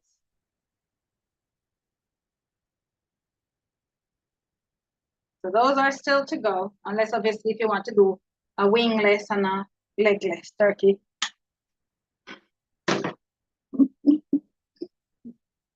Don't know how that would go down on the dining table, but even as it is like this, it looks like a turkey or it looks like a roast chicken or something, even without the legs and etc. etc. etc.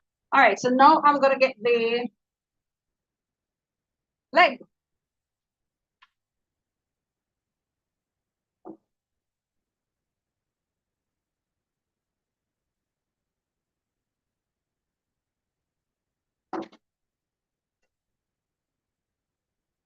So here we go, right?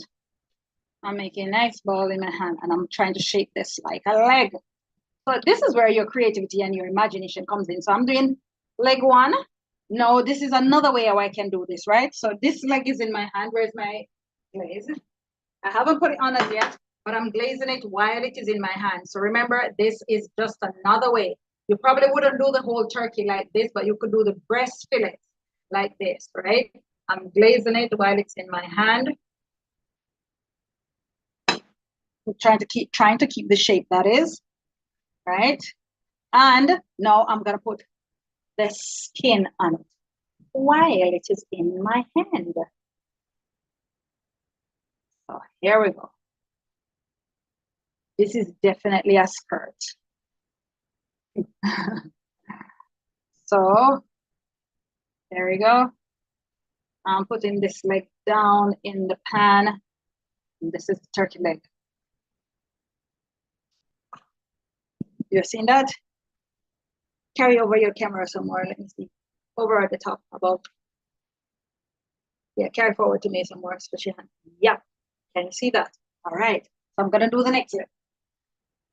And then of course I've just put it on. So I'm gonna free to glaze it.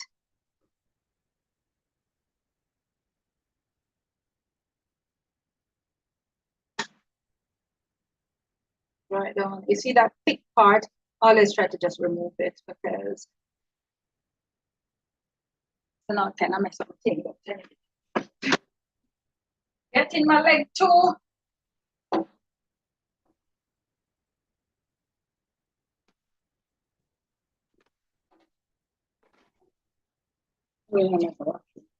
Battery?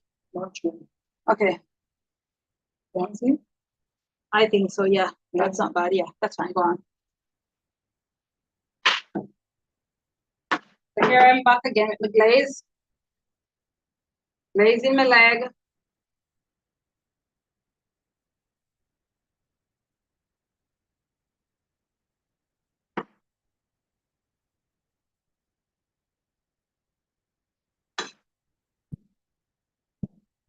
And I'm shaping my leg. All right, so I'm gonna rest my leg on the cutting board and I'm gonna see if I can take some of the skin. It's a bit big. In addition, I'm taking off the edges of the skin. All these I'm gonna throw in the gravy. And you can follow the recipe for the gravy in the group, in the book, right? In the recipe book. But here goes, let's try that again. Shape my leg, shape my leg, shape my leg, shape my leg. And I want the leg too long because I'm gonna have so much space here, long leg, all right?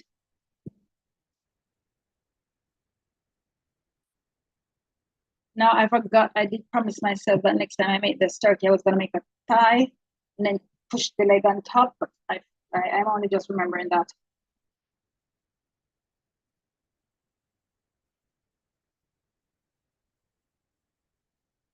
There we go. So our girl here is all nicely wrapped up in her uniform.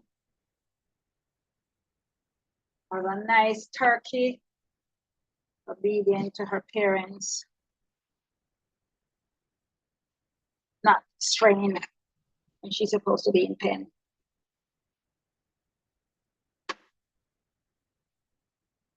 Okay. All right, so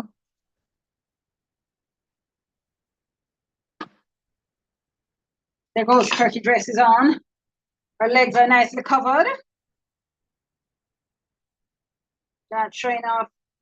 No legs in church in front of the pastor. All right. I am keeping a little piece. No, I'm not. I'm just taking this little piece. Please, my apologies. And I'm just adding it to the tip of this leg over here because the clothes kind of short. All right, perfect. And it fits perfect. That was perfect. So I'm adding a little glaze to it as well. There we go. Good. Now the wings. Now the wings. It's now time for the wings. Okay, it's also time for me to turn my oven on, which I will now turn my oven on. So my oven.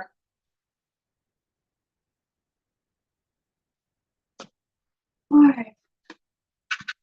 Somehow my oven, it doesn't light automatically, so I've got to use a matches or a piece of paper. Let me try with the matches here.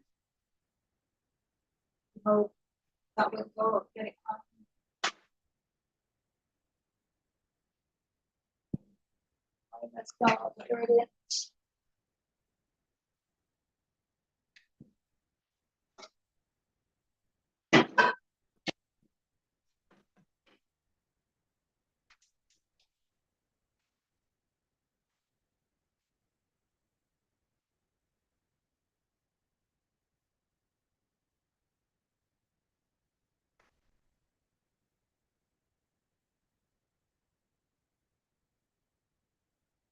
Trying to light the oven.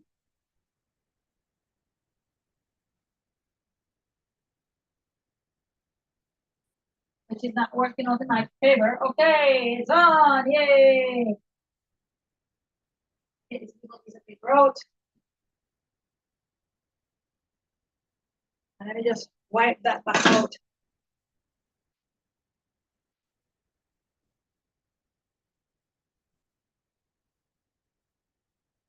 This on. Let me turn it back up. So I'm putting my oven to 200 and was it 34 degrees? Yes. I'm putting it right up to 234 degrees. Yeah, it's light. Not lit. Man, it look good for you. All right, so wing time, wing time, wing time.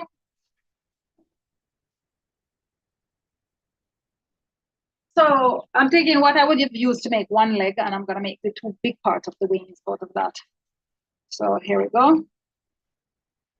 Just like this, not more than that, that's it. And this piece is more than sufficient. In fact, it's not sufficient. But we're going to squeeze in this wing. And remember, right, that without the turkey, if you want, you could make the mixture, and you could do drumsticks, you could do just drumsticks, you could do wings, and you could do barbecue wings and TSO wings, hot and spicy wings. I will have to teach you that in other lessons, not today. All right, so, oh, I'm gonna put the skin on. So let me put this one in too. And let me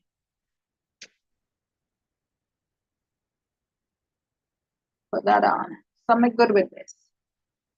Should have taken this rough edge off. Okay, so I've gotten it off.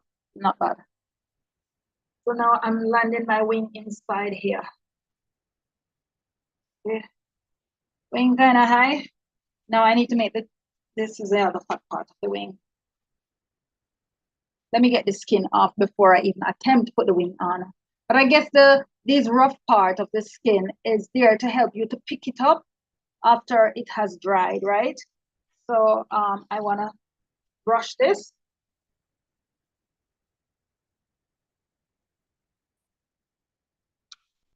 Remember, when I brush the glaze on it, it helps my skin to hold better to my wing. And there goes my skin.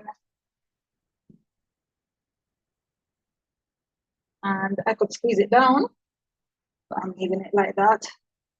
Where's my knife now that I was using? Here we go. Just getting in the creases there. And that helping to also shape it properly. Now I need a skinny part for me. I could leave my wings like that, right? I could easily just leave them like that.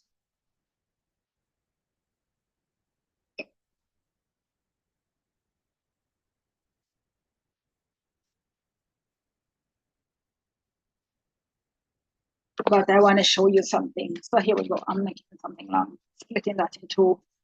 All right, and even too fat, right? Because that's, yeah, I can get bored of that. Glaze.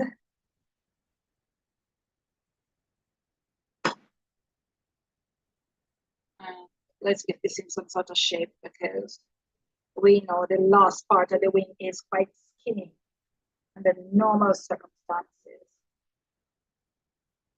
And this needs a little bit more length. Well, ain't perfect, but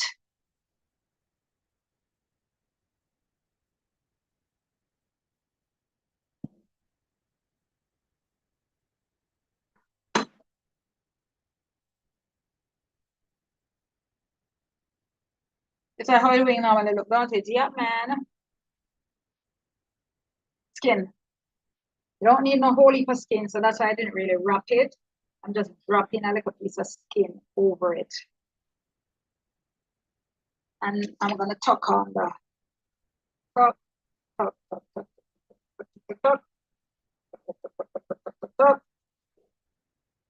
Hold on there.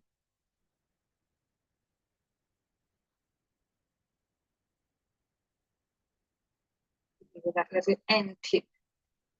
Something like that. May not be perfect, but you know, this chicken got a little butter while they were trying to kill him. That's all. So he may have broken a wing. Little piece right here. Well, guess what? See all of the turkey skin used up. So I guess maybe go do more for the next turkey if I manage to get another turkey. Yeah, a little piece like that is even good enough, you know. But I've got these little pieces here, so let me just get them on as well. Now I'm gonna tuck. Good. One little piece more. And where did we get this water from? This is the stock. And what did we make the stock from? The skin. You know, when you peel your onion and your garlic and your scallion, those dry bits that would get thrown in the bin, yeah, they get thrown in the pot of room temperature water and then brought to a boil. Did that go dead? Put it on the charger, please. So Yeah, the phone just went dead, which is fine. Because we're basically finished. And yeah, once that blue light comes up, you will see the screen will come up shortly. All right, glaze these wings, glaze them. All right, this is absolutely beautiful, people. So I'm gonna just slide my turkey down a bit this way. Then I want you to see it. There we go. Okay, so we can lift. Let me slide it back down. Right. Okay. Yes. Yes. So there you go. This is your, whoops. That messed that up a bit. Yeah, but that's turkey. Ready to go in the oven. Doesn't that look good? Tell me it doesn't look good. It look good. So give yourself a thumbs up and thank you very much for coming on this course. And we hope that you will enjoy your turkey. But no, it's not finished yet. It's not over yet until the turkey sings. So you're gonna put this in your oven. Let's see now. We are looking at about 350 degrees Fahrenheit.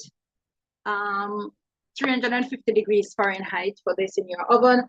Or I've just put mine at 234, 235 thereabout Fahrenheit. Celsius, somewhere thereabout. I'll put my oven. And I'm gonna put this in. You will know when your turkey is ready when you smell your turkey. You're gonna, after about half an hour, you're gonna take your turkey out and you are gonna glaze it again. And you're gonna put it back in for 15 minutes. At the end of the 15 minutes, when it is finished, by the way, when you stick your skewer in your turkey, it should come up clean. Then you know, indeed, your turkey is ready. All right, so, oh, the other thing we normally do, or another test is this. This that is left over here, we make one ball with this and put it right where the head is supposed to be. And then when you're testing, you can always taste this. So I'm gonna glaze it as well. So you're gonna see what one will look like with the glaze without any skin on it. Of course, it's gonna be darker. And I've just dropped it there. All right, so my oven is hot. You can smell the oven. I leave my turkey open. Do I want to put any more glaze? I can put another lot of glaze if I wish at this time, but this don't need no more. It looks good and it is good. This just need now to finish cooking and then we get some knife and fork to it. That's all. And I want to see my glaze. Can't afford to finish it because I need to glaze the turkey after it is finished.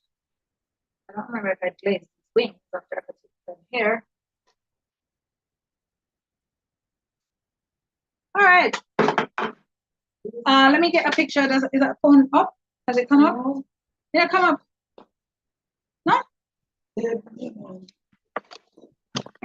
Let's see.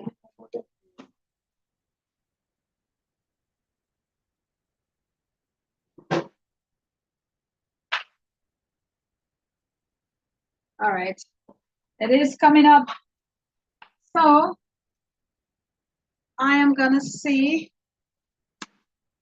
Have a wonderful evening, and remember, send me pictures of your turkey when it is finished. A couple of other things I want to share with you while that phone comes up. My sea moss that I boiled. This is the liquid from the sea moss. Now remember, I said I use the bean, the water from one of the beans. You know, or it could be all of your beans together. The water from it is what I use to boil the sea moss in. Now, can I tell you, this thing tastes so good. I'll taste it and see. This thing is ready to turn into gravy. So guess what I'm gonna do now? These bits here, right? These are the bits that I took from the skin of the turkey, all of them. You can help me, Charmaine, just break them up and put in here. all these extra turkey skin as well. Go in this, and I'm gonna add stock to this pot, and I'm gonna bring this to a boil. Onion powder, garlic powder, anything else, a little of the tomato paste can go in it, and this is gonna be the gravy. I've got a little egg salt here. Whoops, that's too much, but anyway, let it go. 1 carrot I see sitting over here. I see 1 onion as well. But I don't need too much nothing in it. After all this cooking and preparation, just the little leftovers from here is what is gonna go in it. All right. And the stock water. And we don't need no cornstarch to this, but if you have some cornstarch left over somewhere, feel free to add it to it, right? But you don't need cornstarch because it's already very thick.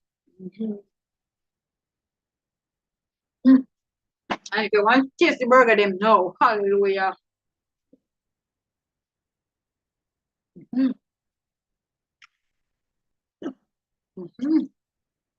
So, I'm gonna break this up in here as well. All right, there we are. Good. God bless you. Amen. Hallelujah. God bless you. So there you go. Here are these pieces. As I said, I'm gonna add stock. I'm gonna just whisk this up a bit, put it on the fire.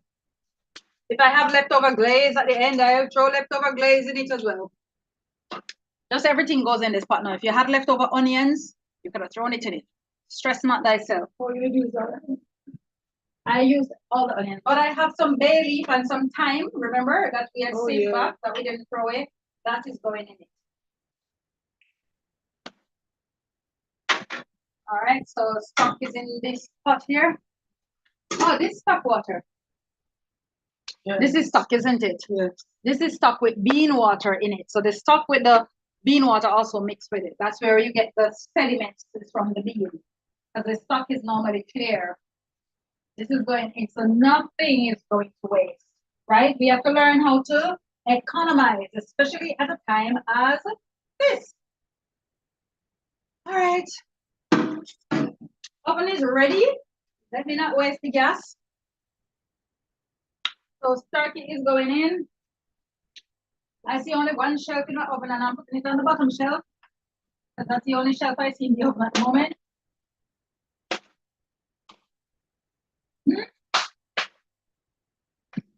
All right, by the way, to make my life easy and to save on my bill, I could actually just put that little stock, that gravy that I put together, I could put that in the oven to boil while the turkey is being boiled. I can let you know that.